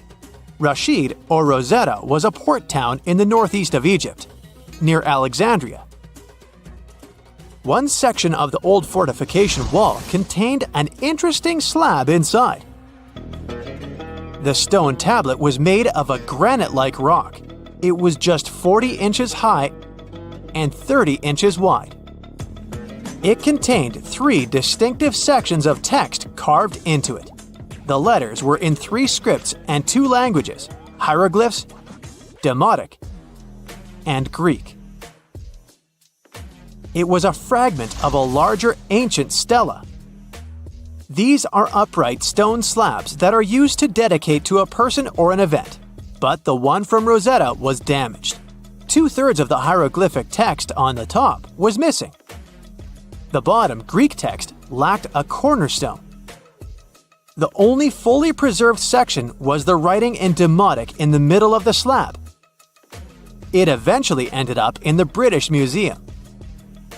The scientific community was intrigued, and the race was on to decipher it. Prints and casts of the slab went out all over Europe. Scholars already knew ancient Greek, so in theory, this shouldn't have been so hard. The first people who saw the Rosetta Stone thought the process would take 2 weeks. In the end, it took 2 decades. The main issue was the fact that hieroglyphs and spoken ancient Egyptian didn't have a connection anymore. Scientists didn't know what sounds the letters on the slab corresponded to. Imagine if English disappeared 1,000 years in the future. Then someone finds a tablet with the word dog.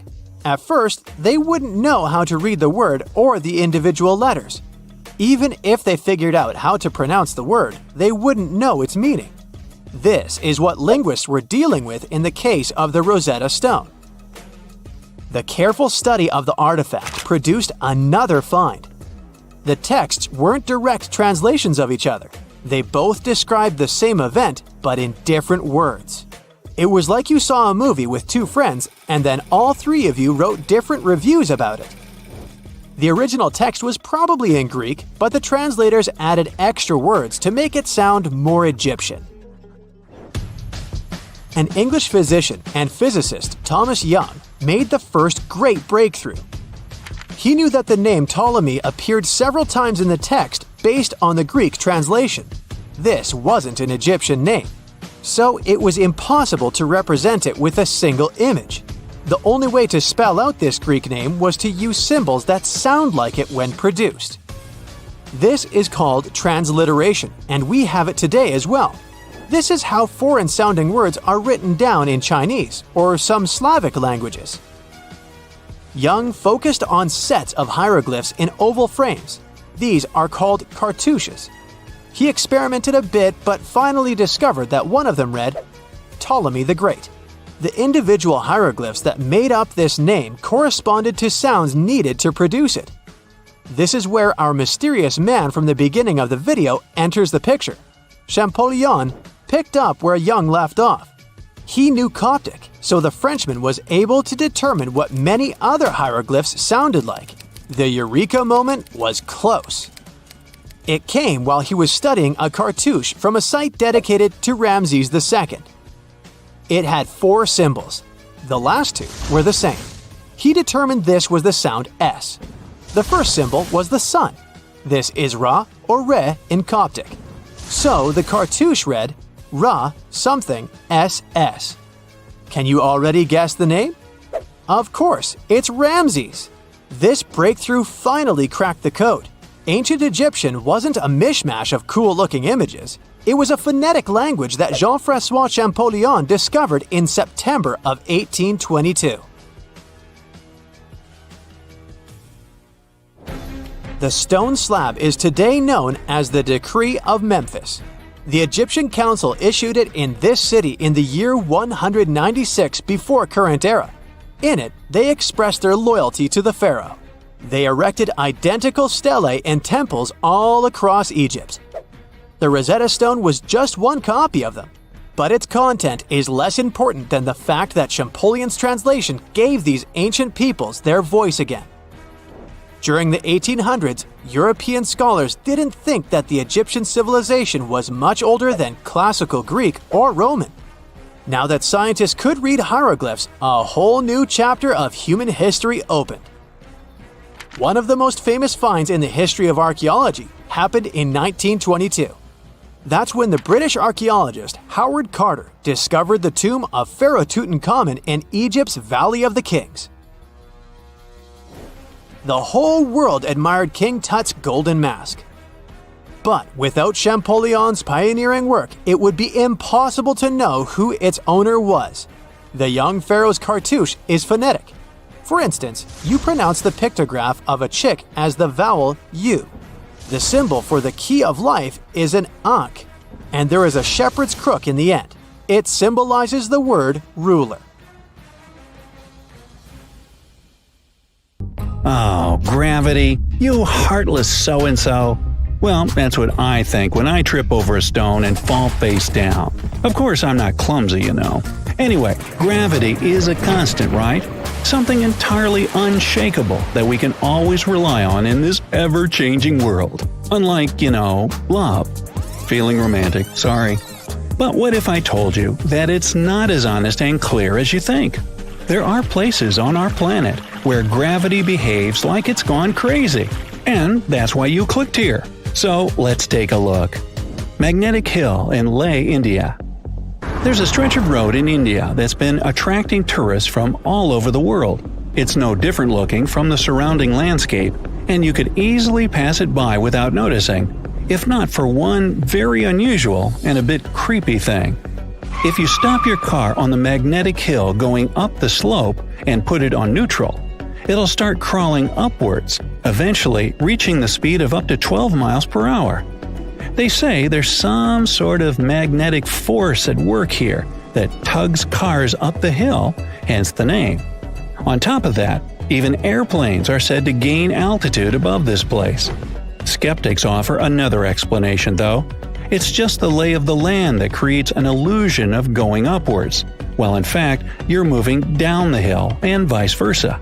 Whatever the truth, I'd like to see it for myself. Would you? Tell me down in the comments. The Crooked Forest, Poland. Near the village of Nowa Czarnowo, there's a forest in the depth of which you can find a strangely looking pine tree. Planted in the 1930s, there are 400 trees that sharply twist to the north almost at the roots, and then grow upwards in a semicircle. Although scientists offer different theories about the tree's weird growth, nobody can say for sure what made them look like that. Some say it's people who did it, while others believe it's a gravitational anomaly that somehow pushed the trees down.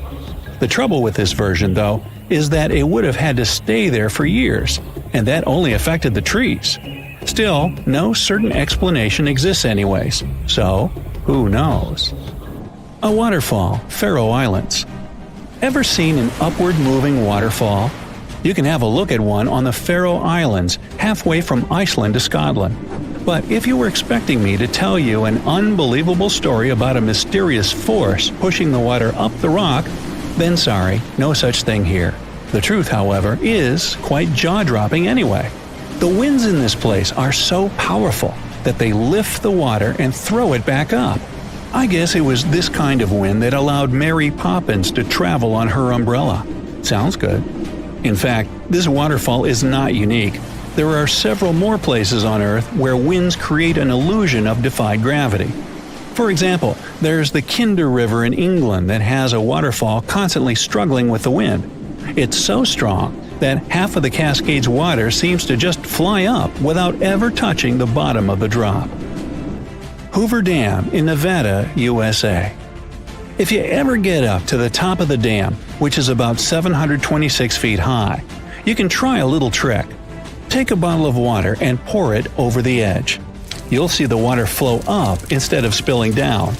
Once again, this isn't really any magic or unnatural phenomenon. The wind up here is simply too strong for the water to fall, just like with the waterfall on the Faroe Islands.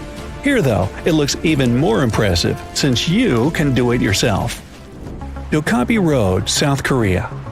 Another gravitational anomaly located on a road. Locals once found out that if you put an empty can or a bottle on the ground, it will immediately start rolling uphill. Unlike other such places in the world, though, Dokkaebi Road doesn't just create an illusion. When you walk down the slope, you don't feel as if you're going up. Everything's pretty normal. But once you put down an object that can roll, it will do that in the opposite direction than it should. Local authorities were quick to get the idea and put a signpost directing curious tourists to the mysterious road. Golden Rock, Burma. If you happen to be in Burma, these days it's also called Myanmar, make sure to visit this well-known site. A gold leaf-covered boulder sits upon the edge of a cliff, and a small pagoda is built on top of it. The impressive thing about the rock is that it only lightly touches the cliff for support. In fact, it looks like the boulder will fall any minute now, but it has been standing like that for centuries.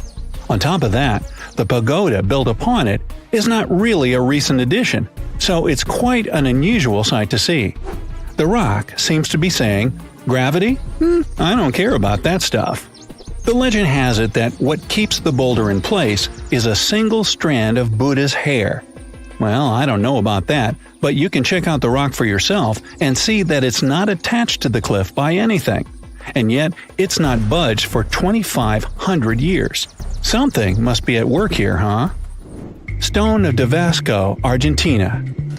If there ever was a thing that said, "I defy gravity" out loud, it's the Stone of Davasco. The huge 300-ton boulder stands precariously on the edge of a cliff and rocks a little bit from side to side in the wind. People even checked it by putting glass bottles under one of its edges. They exploded with another movement of the rock. Unfortunately, today you can't see this wonder of nature as it was a century ago. In 1912, the boulder suddenly dropped from its perch, which it had occupied for literally hundreds of years. The people in the nearby town of Tandil were so sad about this event that 95 years later, in 2007, they decided to restore the stone. Well, not exactly put it together chip by chip. They made a plastic replica of the rock and put it on the same spot and even in the same position. So even today, coming by Tandil, you can see its famous balancing boulder. More of a symbol now, of course, because it's no longer rocking and only weighs 9 tons. But instantly recognizable nonetheless. Devil's Tower in Wyoming, USA. Remember this place from the movie Close Encounters of the Third Kind? If not, you should go watch it, but not right now. This place doesn't make you feel like you're witnessing some magic and doesn't really trick gravity right before your eyes. Sounds almost boring compared with the rest of the sites on my list, right? But the true mind-blowing feature of Devil's Tower is that scientists can't explain how it came to existence in the first place. You see, it's an 867-foot rock formation with walls so steep they're basically vertical. But that isn't even the main thing. This piece of stone just rose amid rolling plains of Wyoming with nothing like it for miles and miles around. So how is it that such a flat landscape could have suddenly given birth to something so tall? Theories abound, but nobody has the answer yet. My theory? Well, perhaps here is where the Earth has a giant outie belly button. Well then, you come up with a better theory.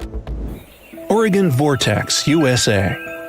The House of Mystery in Gold Hill, Oregon amazes its visitors with gravity-defying effects. You can't stand straight there, always leaning to the side and having to hold on to something for balance. Balls roll upwards. And there's also a broom that stands perfectly still wherever you put it, unlike virtually everything else in this shack. The local Native American tribes called this place the Forbidden Ground, even before the house was built there, and they avoided approaching it. The owners of the shack, though, decided to turn it into an attraction, and they succeeded. They created an atmosphere of mystery around the place and spread the news about it in newspapers and later on the internet. And voila, a perfect anomaly is made. In fact, it's no more than a curiosity, a human-made optical illusion that tricks your eyes and other senses. Hudson Bay, Canada. Okay, we've talked about some pretty ambiguous stuff, but now it's time for the real deal, the Hudson Bay anomaly. This is probably the only place in the world where gravity is indeed lower than anywhere else on the planet. Even skeptics can't smirk at it because the difference has been measured with precision equipment. So, does it mean that the gravity here is as low as, say, on the moon then? Unfortunately, or is it luckily, I'm not sure yet, the difference is minuscule.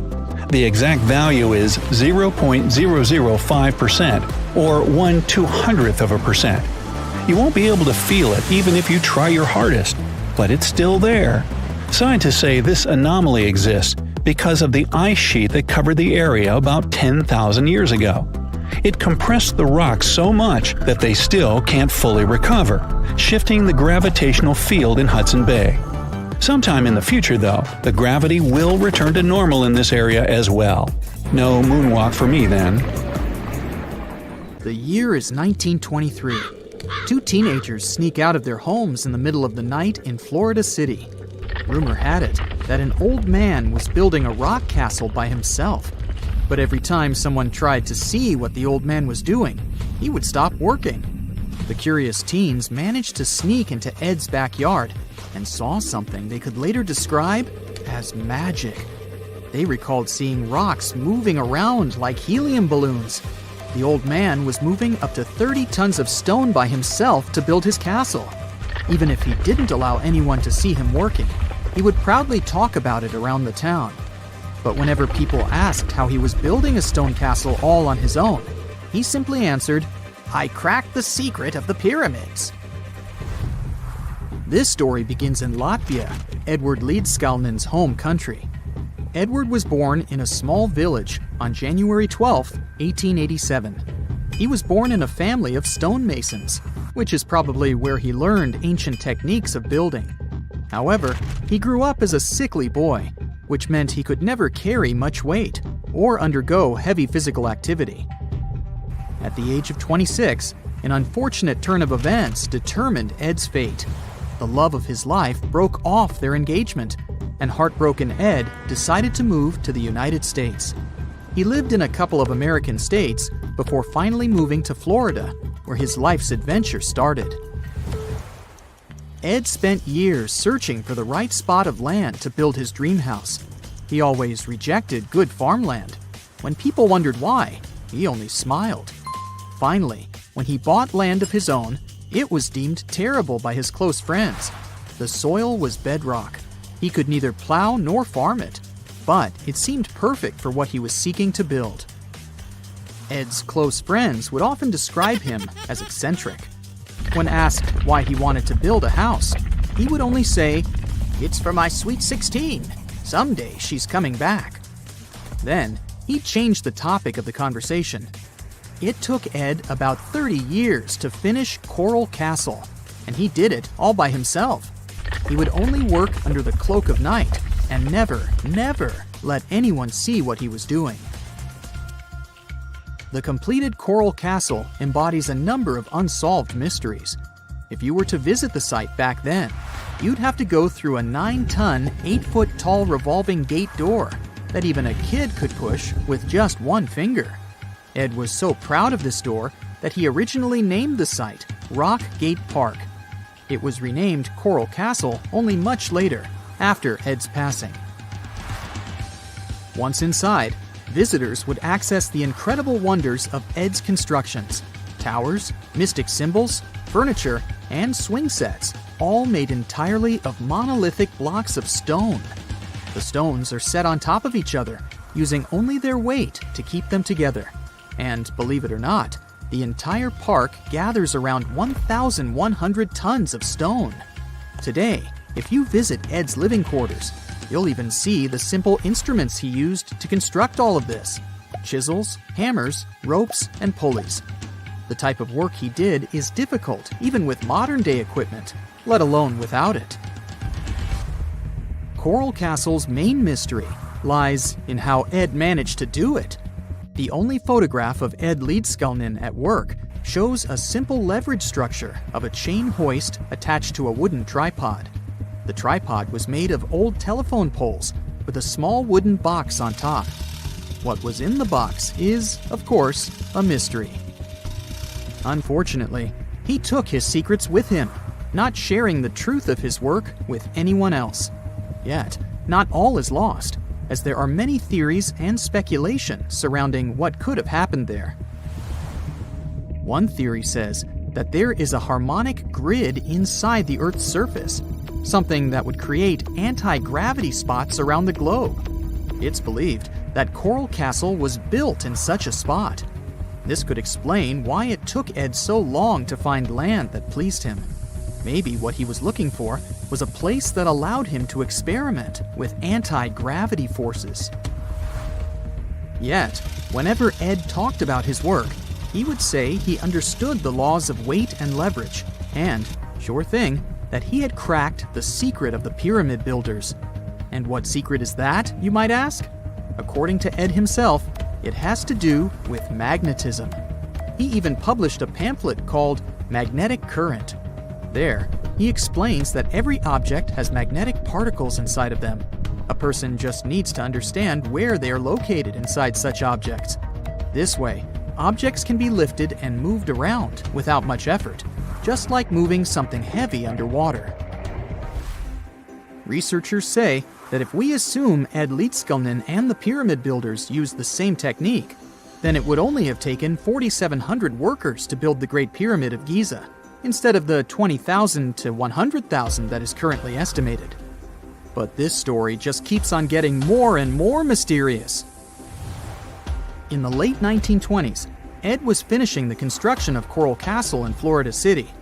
Rumors about his work had spread around town. People said Ed was hiding a stash of money somewhere in his living quarters. One night, a group of men waited until Ed was alone and broke into the castle to rob him.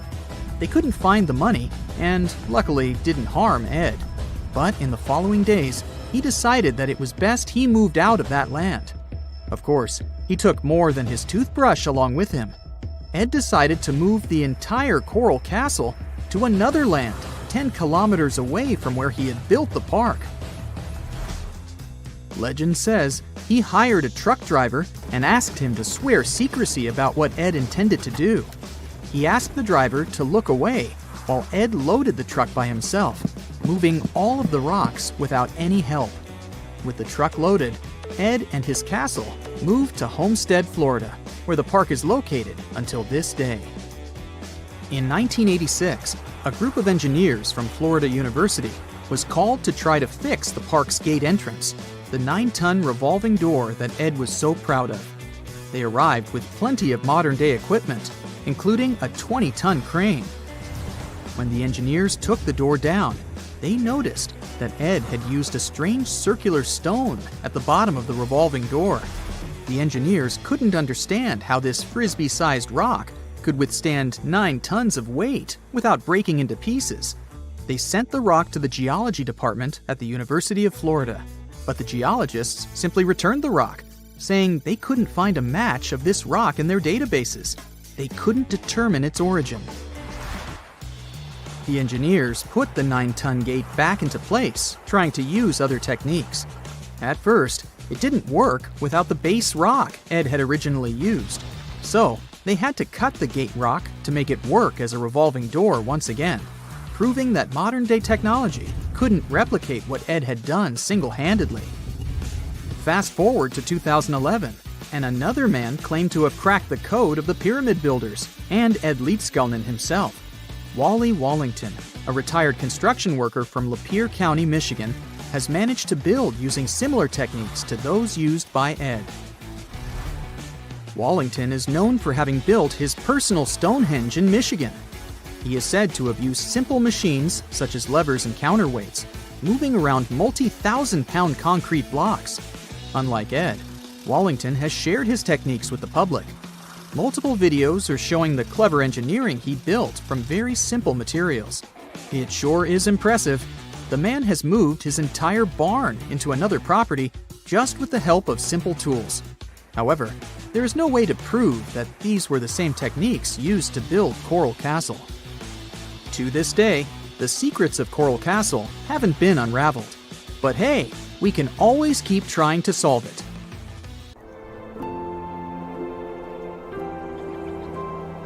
Have you ever wondered why mountains seem so still and silent?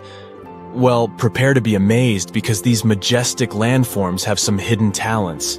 You see, mountains are actually quite the performers. They have their own unique songs and dance routines. What does it mean and how does it work?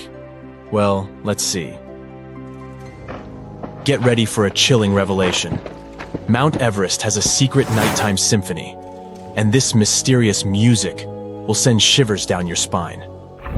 When darkness falls over the Himalayas, a strange, eerie chorus echoes through the glaciers surrounding the majestic peak. A team of researchers embarked on a quest to unravel the mystery. Led by the glaciologist Evgeny Podolsky, they trekked through the freezing temperatures of the Nepalese Himalayas. Their goal? To uncover the source of these hair-raising noises. The team was amazed by the incredible size and beauty of Mount Everest. During the day, the weather was nice and they could work comfortably. However, when night came, it became extremely cold, reaching temperatures as low as -5 degrees Fahrenheit. At that moment, something interesting happened. The ice on the mountain started to break apart and make loud booming sounds that echoed through the valley. To solve the mystery, the team used advanced technology that is typically used to measure earthquakes. They placed sensors on the surface of the glacier and listened to the vibrations it created. They also looked at information about temperature and wind. By comparing all of this data, they made a very important and exciting discovery. The culprit behind this frozen orchestra? It's the sudden decrease in temperature. The icy surface of the glacier is very sensitive to these changes, causing it to crack and split with loud booming noises. This discovery helps scientists understand how glaciers behave in a world where climate change is becoming more pronounced. This adventure is really important because it gives scientists who study glaciers and the climate in faraway places like the Himalayas very valuable information. The melting of glaciers in that area is happening really fast, and that's a big problem. It's a serious threat to South Asia. Recent research shows that the glaciers have been melting 10 times faster in the past 40 years compared to the previous 700 years. But this isn't the only reason why mountains can make strange noises. Other mountains might also sing their own songs. For example, Mount Matterhorn. Guess what? Everything around us has its own special rhythm. Objects vibrate at certain frequencies because of their shape and what they're made of. You've probably seen it before with tuning forks and wine glasses. When they're hit with the right frequency, they start shaking and making sounds. But here's something cool. Even mountains have their own groove. They vibrate in their own unique way. Jeffrey Moore and his team of adventurous scientists wanted to find out if mountains can dance to their own music, just like bridges and tall buildings. They thought that the special shapes of mountains might make them vibrate at certain frequencies, which is called resonance. But testing this idea wasn't easy. Unlike buildings that engineers can shake or bridges that vehicles can drive over, mountains are massive and hard. It's hard to make them move on purpose. Not giving up, Moore and his team took on a big project. They wanted to study how the shaking of the earth affected the famous Matterhorn mountain. This incredible mountain is located on the border of Italy and Switzerland. It looks like a pyramid. It's really tall, reaching about 15,000 feet high. It has 4 sides facing north, south, east, and west. With the help of helicopters, the scientists put special devices called seismometers in specific places on the mountain. One was placed at the very top and used solar power to work. It was as small as a coffee cup. Another seismometer was tucked beneath the floorboards of a cozy hut on the mountain, and a third one was placed at the base of the mountain to compare the measurements. Together, they were the tiny observers that kept recording the movements of the mountain all the time. And they finally detected it. Even though the mountain's movements are incredibly small, scientists discovered that the Matterhorn gently sways back and forth about once every 2 seconds. What's truly surprising is that the top of the mountain moves up to 14 times more than its base. The Eiffel Tower kinda does the same thing. This giant iron structure is a pro at handling windy days, and when a storm blows through, it's not afraid to show off its swaying skills. It's like the tower is saying, "Hey wind, bring it on." But the reason behind the mountain's movement isn't just wind, as it may seem. So, why do mountains do that? Why do they dance and make a humming sound? Are they having a party that we're not invited to? Well, it's all because of something called seismic energy. When earthquakes happen in different parts of the world, their energy travels through the earth and causes the mountains to vibrate. The oceans also join in this mountain music. When waves move across the ocean floor, they create vibrations called microseisms.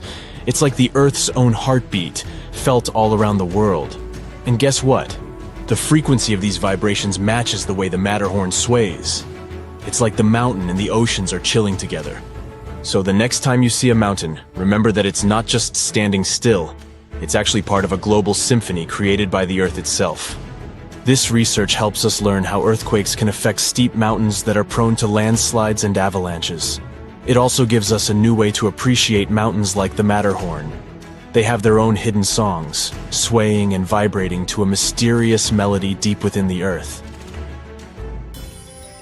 But there's one more pretty cool thing about the mountains. They don't just talk themselves. They may also influence the way we talk. Turns out, languages spoken in high-altitude areas have special sounds that you won't hear elsewhere. After studying 567 languages, linguists found that 92 of them use a special kind of sound called ejectives. These sounds are made by pushing air out forcefully from the back of the throat. This creates bursts of speech that give these languages their distinctiveness. Scientists were really surprised by this connection. These sounds, like a strong K and Ka, are not common in English or European languages. But some indigenous languages in North America and the area between the Black Sea and the Caspian Sea have them.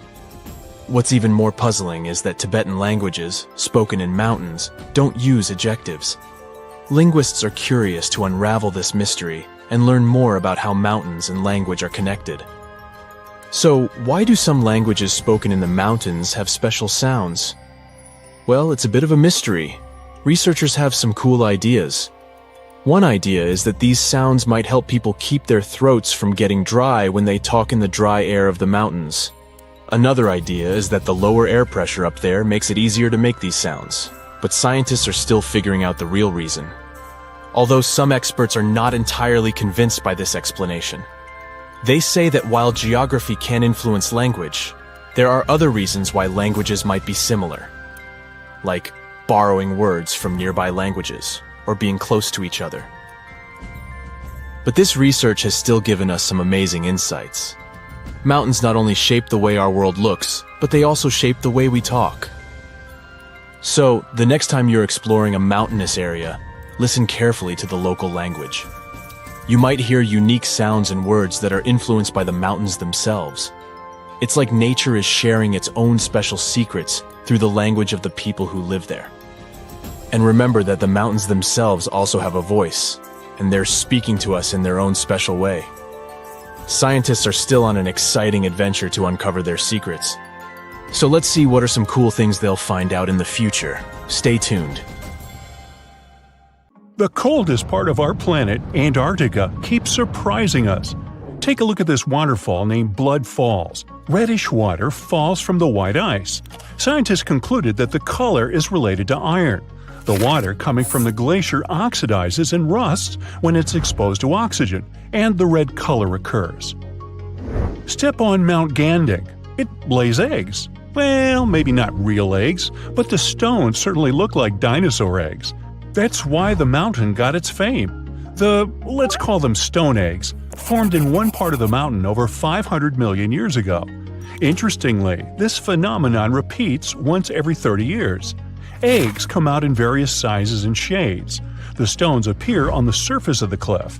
A study made in the area has revealed that the composition of the stones of the cliff isn't similar to other parts of the mountain.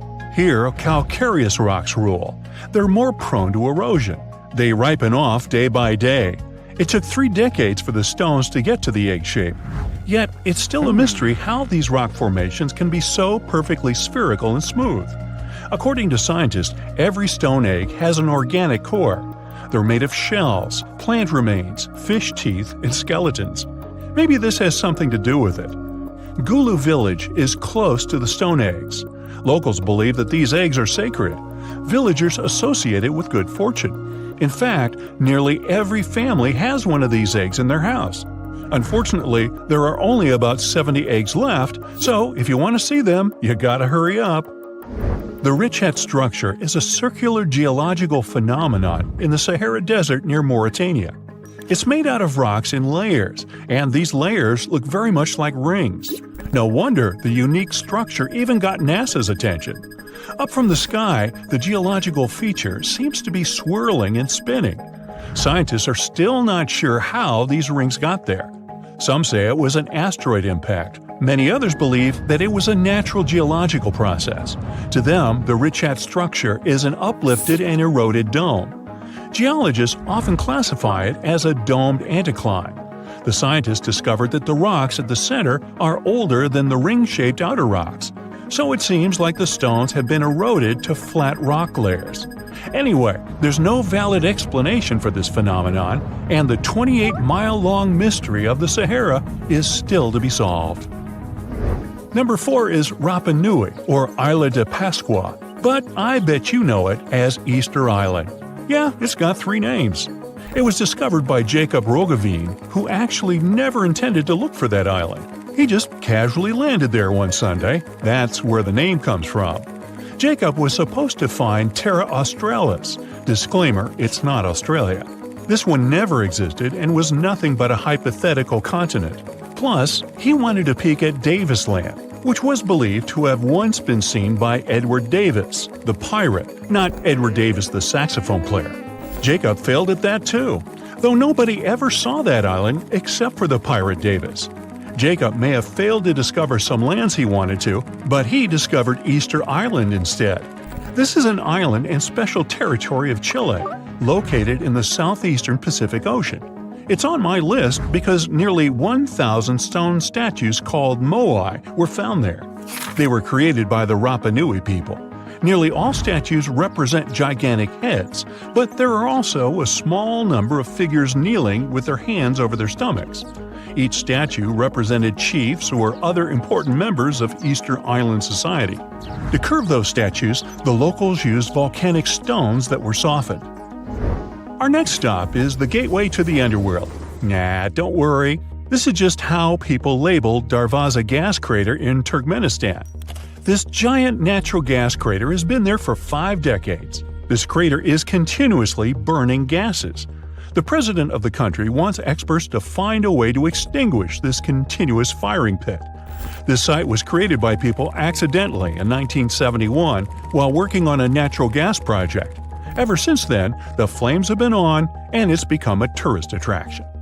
Mysterious constructions are sometimes built in our era, too. We don't have to go millions of years ago to long-gone civilizations. Edward Leedskallen single-handedly built a structure called Coral Castle in Homestead, Florida. He didn't use any large machinery. He carved and sculpted more than 1,100 tons of coral rock in 28 years until 1951. It's a mystery how he managed to do it all by himself.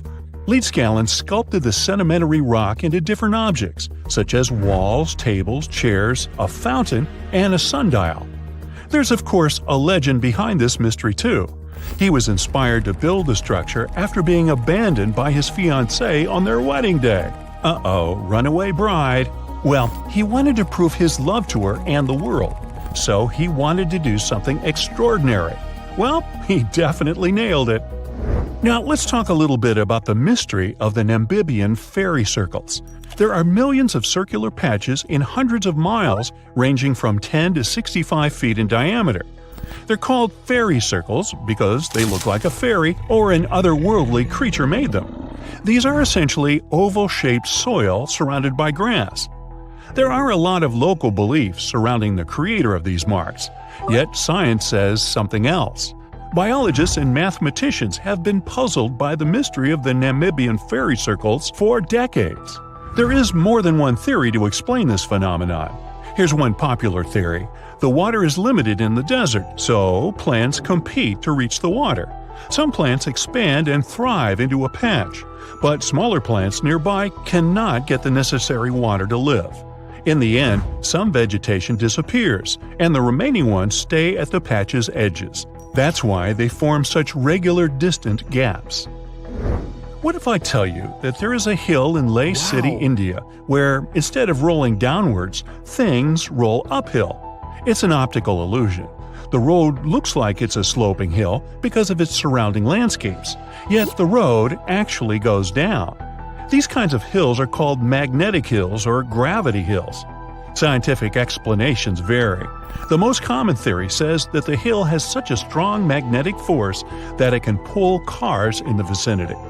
Now, how about seeing some flaming rocks? Antarctica spread over an area of over 3 square miles. The place is located on a rocky mountain in southwest Turkey near the town of Çağrıoğlu. Antarctica got its name from its appearance. It literally means flaming stone. The rocks have been flaming for at least 2,500 years, and they'll probably keep burning for the coming decades. The mountain where the rocks are is an inactive volcano, so it's full of tiny fumaroles that release gases such as methane. The gas ignites when it comes into contact with oxygen and creates the flaming effect. And by the way, back in the day, sailors used the flames as a natural lighthouse, as it's really close to the sea. Today, it's more of a tourist attraction, though. Hikers love it too. Now, walk on this frozen Lake Abraham in Canada. In winter, the frozen water gets filled with ice bubbles.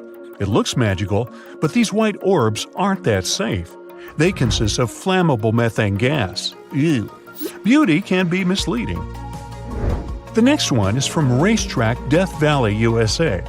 There is a dry lake bed with moving rocks. Now, these odd rocks look as if they've been pushed or dragged by someone or something. They leave both a trail and a mystery behind. The force behind all this is now understood. Surprise! It's the wind and some ice. Scientists say the wind pushes the rocks during brief windows when the soil is covered with ice. Now, I can't help.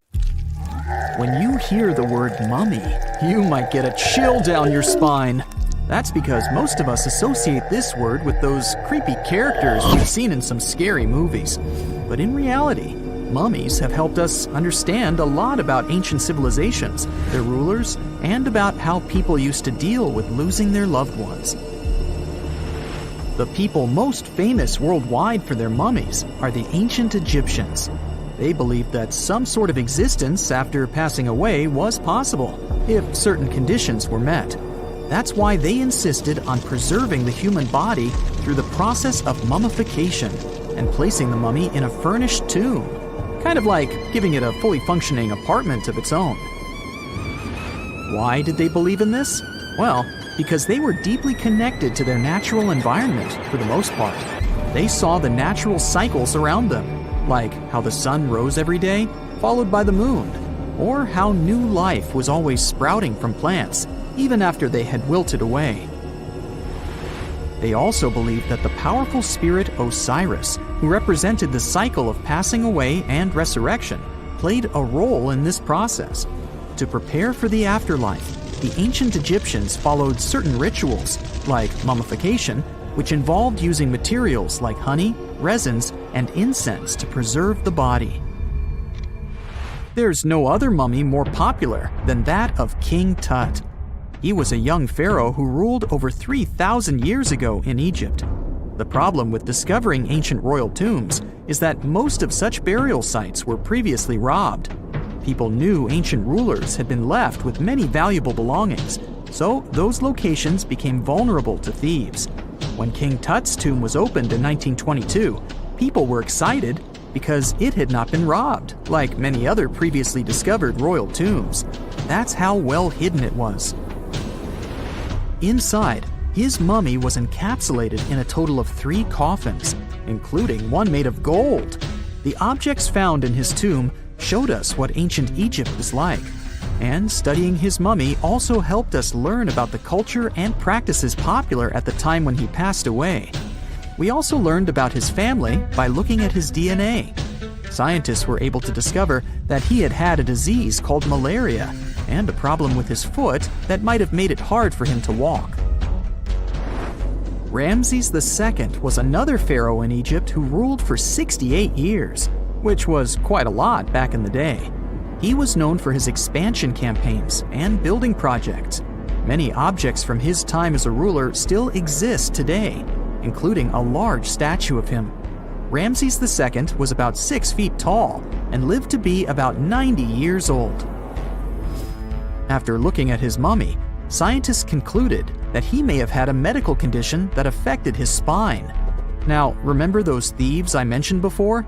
They are probably the reason why Ramses II ended up in a plain coffin in a secret collection of royal mummies at Deir al-Bahari, which was rediscovered in 1881.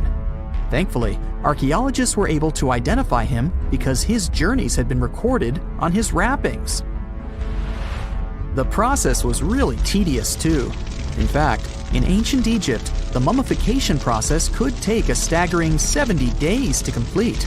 A special person would say a very specific speech while delicately handling the body and drying it out using a type of salt called natron. They also used linen and resin to make the body look more lifelike and to wrap it in cloth. The tomb was equally as important for ancient Egyptians. The walls of King Tut's tomb, for example, were adorned with intricate artwork that depicted his journey to the afterlife, from his burial procession to his passage through the underworld. The ancient Egyptians believed that everyone made this journey after passing away, and they filled their tombs with items and paintings to help the person in their spiritual travels. Additionally, the walls of the tomb were decorated with spells from a special book, which contained a collection of poems that the Egyptians believed would help people reach the afterlife. And speaking of how important this journey was, people also placed food in these ancient tombs. In King Tut's tomb, archaeologists discovered 36 jars of vintage beverages and 8 baskets of fruit, which were believed to be left there to help him in his journey to the afterlife. The Egyptians believed that traveling to the afterlife took a really long time, so they left a lot of supplies, such as food and water, to sustain their loved ones. Pharaohs also generally had numerous luxurious garments and beautiful jewelry in their tombs to ensure that they would have a fashionable journey.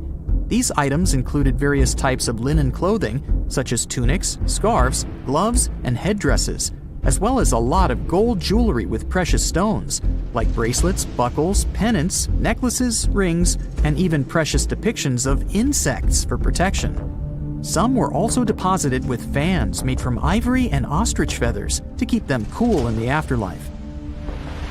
Some ancient rulers were even placed in their forever apartments along with boats. For example, Pharaoh Khufu built the Great Pyramid at Giza as his tomb, and a large ship was found inside. King Tut, however, was buried with multiple boat paddles, but no actual boat. Instead, he had 3 chariots and numerous walking sticks made of precious materials, perhaps indicating he'd rather travel to the beyond by land, not by water. Amongst the most interesting objects found near ancient mummies are bottles of oils and perfumes. If rulers were supposed to be fashionable, why not smell nice too, right? Also, some of them had some ancient kinds of board games, most of them made out of precious materials like gold or ivory. One of those games was called Senet.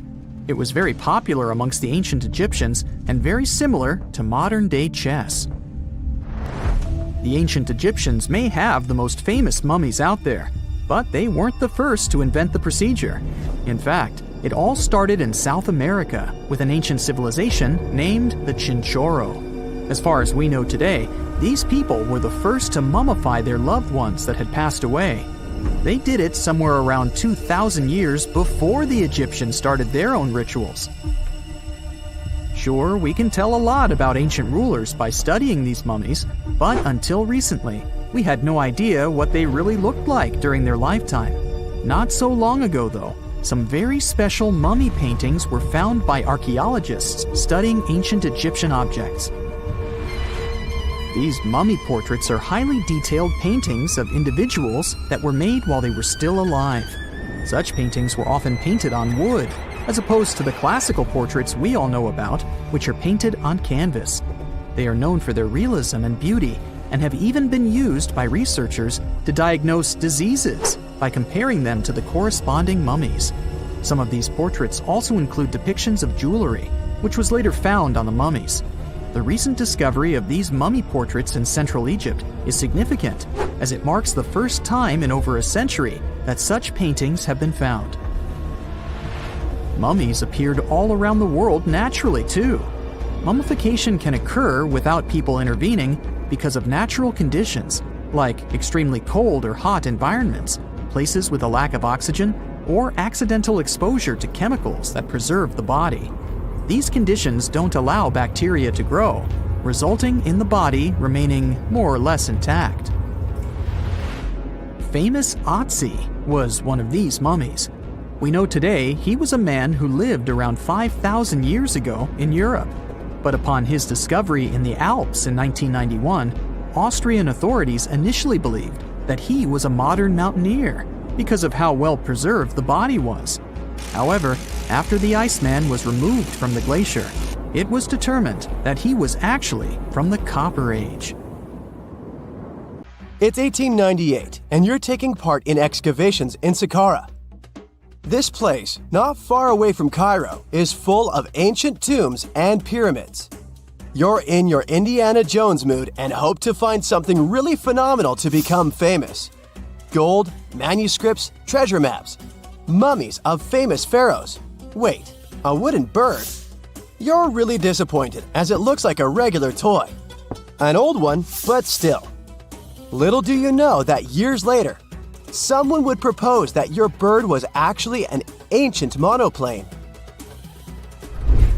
So the artifact, nicknamed the Saqqara bird, is made of a sycamore tree.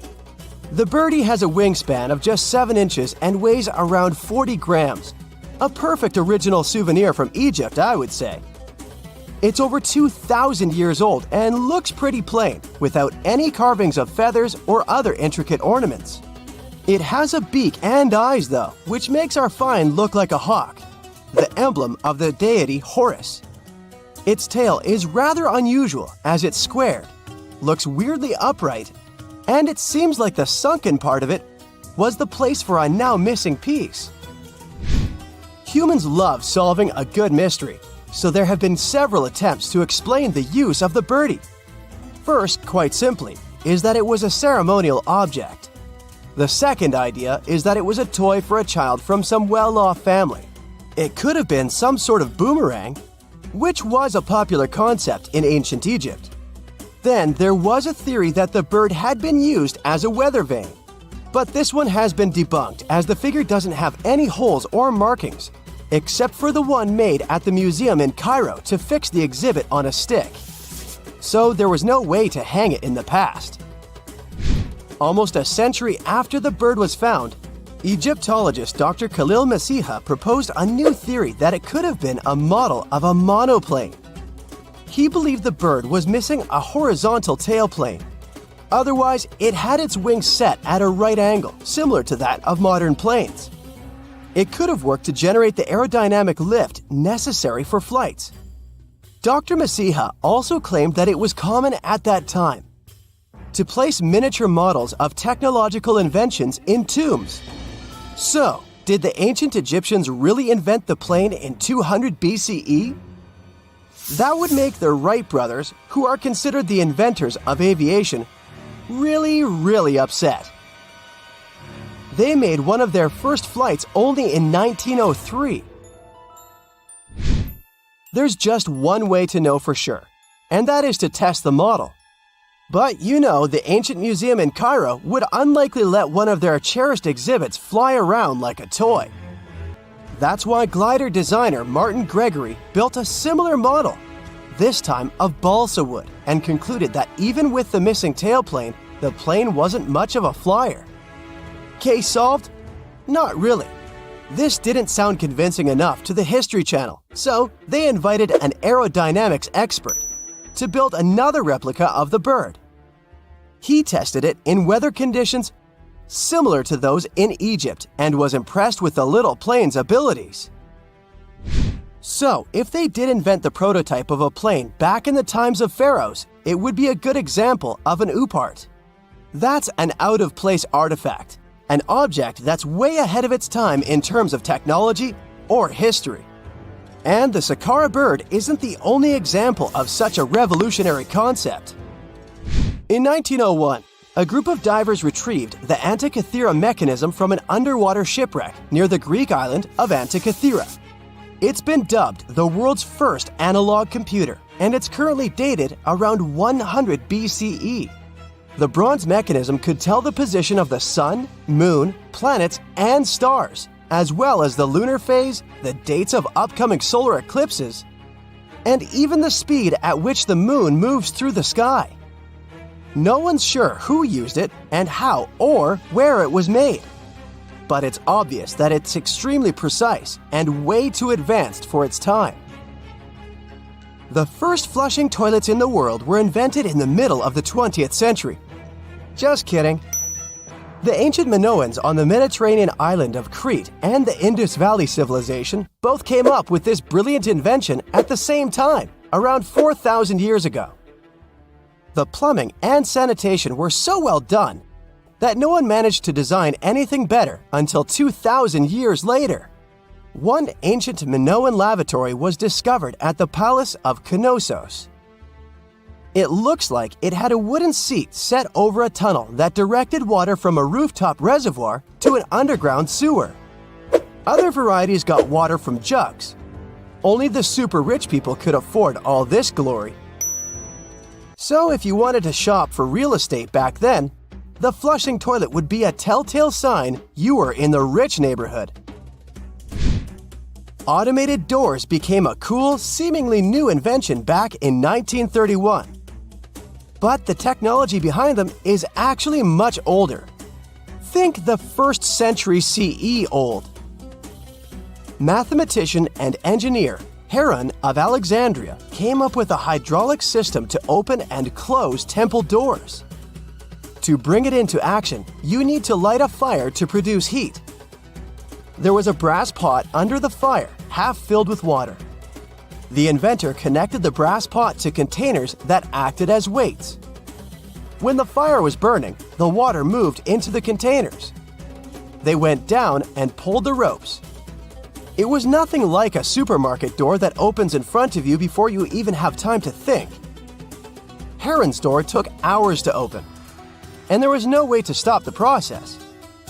That's why they only opened the doors once a day before people entered the temple, to add some mysticism at the temple during ceremonies. Spooky. Looks like the first ever battery was invented in Baghdad around 2,000 years ago. A German archaeologist found this oval-shaped clay jar in 1938. Scientists are still not sure what purpose it served and who exactly invented it. There is a theory that it was used for electroplating objects with precious metals. When they filled it with a weak acid like vinegar, the battery produced around 1 volt of electricity. Another theory says it was a vessel for sacred scrolls. Would you like to buy contact lenses designed by Leonardo da Vinci himself? In 1508, he invented a glass lens with a funnel on one side. You were supposed to wear it with water inside to improve your vision. Sounds a bit uncomfortable, doesn't it? So, around a century later, French scientist René Descartes decided to improve the idea and make the cornea contact the future lenses. Contacts because they contact your eyes, get it? The glass tube with liquid did help improve vision, but blinking was sadly impossible. 2.5 centuries later, new technologies in the glass industry let scientists design contacts that would fit in the eye and even let the wearer blink. Thanks, guys! Still, those lenses were made of heavy blown glass and didn't let the eye breathe. About 50 years later, contacts became plastic, lightweight, unbreakable, and scratch-resistant, but still covering the entire eye. And then, in 1948, an English optical technician accidentally sanded down a plastic lens and figured out they'd still be in place even if they covered only the cornea. Imagine you're living in 19th century London and need to send a message to New York. It would have taken about 10 days to get there by ship. So when delivery time went from days to hours in 1858, it was a true sensation. The first message was sent by Queen Victoria herself. It was all made possible thanks to the transatlantic telegraph cable, running under the ocean. Sadly, the new cool invention only lasted a few weeks. It took years to bring it back to life. You hear the word Paris, and a picture of the Eiffel Tower comes straight into your mind, or croissants. Or maybe you imagine going on a romantic stroll in the city of love, or croissants. But not many know that right below the bustling city of Paris, there is a series of underground passages, the catacombs. They're home to the remains of more than 6 million people. Whoa! But it wasn't always like that. Paris used to be a vast swamp. It was because most of the city was submerged in water at one time. Due to this, once the areas rose to the surface, the ground became rich in minerals, the most important being limestone. To extract it and use it to develop Paris, underground mines were dug up somewhere around the 14th century. They were dug horizontally to prevent collapse and to deal with the weight of the ceiling. Most of these mines were set up on the right side of the River Seine. Soon, Paris started expanding beyond its old city walls. Here's where it got tricky. The city started building on top of the land where they had dug all those tunnels. This caused some big problems, like the ground collapsing.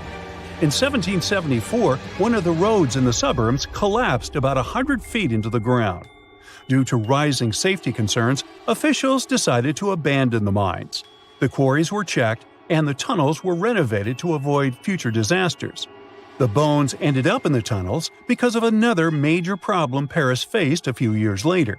The growing population of the city caused an increase in the number of bodies. Cemeteries became overcrowded, and the city was actually so bad that at one point, bodies could not be taken care of properly. They started to rot and spread harmful bacteria. So, those who were in charge of Paris got an idea. They picked a new spot that was like a secret hideout for bones, one of the old mines. The process of moving the bones from cemeteries to the tunnel started in the late 1780s. They began with the biggest cemetery in Paris, the Saint-Innocent Cemetery. They didn't want to scare people, so they moved the bones at night. The remains went into 2 big holes in the ground and then got stacked in the tunnels by the quarry workers. They continued moving the bones until Paris developed into a city in the 1860s. The official name given to the collection of mines turned cemetery was the Paris Municipal Ossuary. But this name never became popular, and the tunnels instead became known as the catacombs. While the bones were still being added to the collection, the officials saw fit to open the place for public viewing in the year 1809. Tourists had to make a prior appointment and sign a guest book. As time passed, famous people started visiting, including the future King Charles X, Austrian Emperor Francis I, and Napoleon III. Of course, the rules for visiting have been changing over time. But now the catacombs, also known as the Ossuary of Denfert-Rochereau, have become a famous tourist spot. Around 5 million people come to explore it every year. What drives them? Well, in addition to the creepy but rich history, the catacombs are also considered one of the most haunted places on Earth, and there are several unsolved mysteries surrounding them. Some years back, a camcorder was discovered in the catacombs with a bit of footage. ABC Family showed the video in their documentary. In the clip, you can see a man very deep inside the catacombs, exploring alone. The video is from his point of view, and he sees something strange. He runs away terrified and eventually drops his camera. What happened to this man is still unknown. He was never found or identified. There are also reports of people getting lost in the catacombs, the most famous being a doorkeeper who got lost in 1793. His body was found 11 years later near an exit. How he passed away remains a mystery. There are also some not-so-eerie but equally strange mysteries surrounding the catacombs. There are people who like exploring the tunnels on their own. They're known as cataphiles. These people go into the quarries that have been abandoned to the public and long forgotten. Some explorers discovered secret water pools in the abandoned areas, and people would go to take a dip there. In 2004, police patrolling an unexplored area came across a 5,300 square foot cavern with a movie theater. There was a screen, projection equipment, some classic movies, and even chairs. There was also a restaurant-like setting nearby, 3 telephone lines, and, well, electricity, which hinted that a group of people had been living there or regularly visiting. But when the police came back 3 days later with experts to find the source of the electricity, they found that the wire had been cut off. Only a note was left behind: "Do not try to find us." Such enthusiasts existed in the past, too. Once, a Parisian farmer did the same and came across button mushrooms growing in the catacombs. He saw an opportunity to make easy money, and he actually created mushroom farms in the tunnels. He even got official permission for it. By 1950, 100 farmers had been working inside growing mushrooms. There's also a scary legend about the catacombs that some people believe in. According to it, at midnight, unexplainable voices can be heard in the catacombs. They try to convince people to go further inside the catacombs until they can't find their way out. There's no strong evidence whether this story is true or not, but thinking about it is still scary. Due to safety issues, today only a small part of the catacombs can be legally toured by the public, less than 2 miles, while the catacombs go on for 200 miles. And still, the tour is an hour long, and it perfectly captures what's worth seeing. Solo traveling is extremely dangerous, as there is the possibility of getting lost. No thanks. In 2017, 2 teenagers entered the system through a secret passage. They were found 3 days later and had to be treated for hypothermia. The tunnels, damp and old, have an average temperature of 59 degrees Fahrenheit. Keep in mind that the entrance alone is uncomfortable enough to turn some people away. To get inside, you have to go down a winding staircase that takes you a little more than 65 feet below the surface. In the beginning, you find yourself in a well-lit room filled with interesting information and displays. But as you move forward, the place gets eerily silent. You pass through a creepy entrance that boldly declares this in French, which when translated English is something like, "Stop, this is the Empire of Doom." It's not exactly a warm welcome, and that's because the Paris catacombs are known for their haunted reputation. As you move deeper, the sounds of the world above fade away, and soon you are surrounded by the silence of the earth below. The bones themselves are placed strategically, almost in artistic patterns. This was the idea of a man who was once in charge of the place. He turned the bones into a kind of underground museum with cool structures like columns, plaques, altars, and even some weirdly shaped forms that some people consider art. Popular all year round, the catacombs become particularly loaded around Halloween. People organize special parties or events near the place too. But the most bizarre thing was offered by the catacombs themselves through Airbnb. The famous rental service allowed 2 guests to sleep in the catacombs. They were offered a bed for Halloween night and breakfast. Upon checking in, they were told tales and the history of the catacombs. This way, they went to bed fully aware of the fact that they were sleeping among the remains of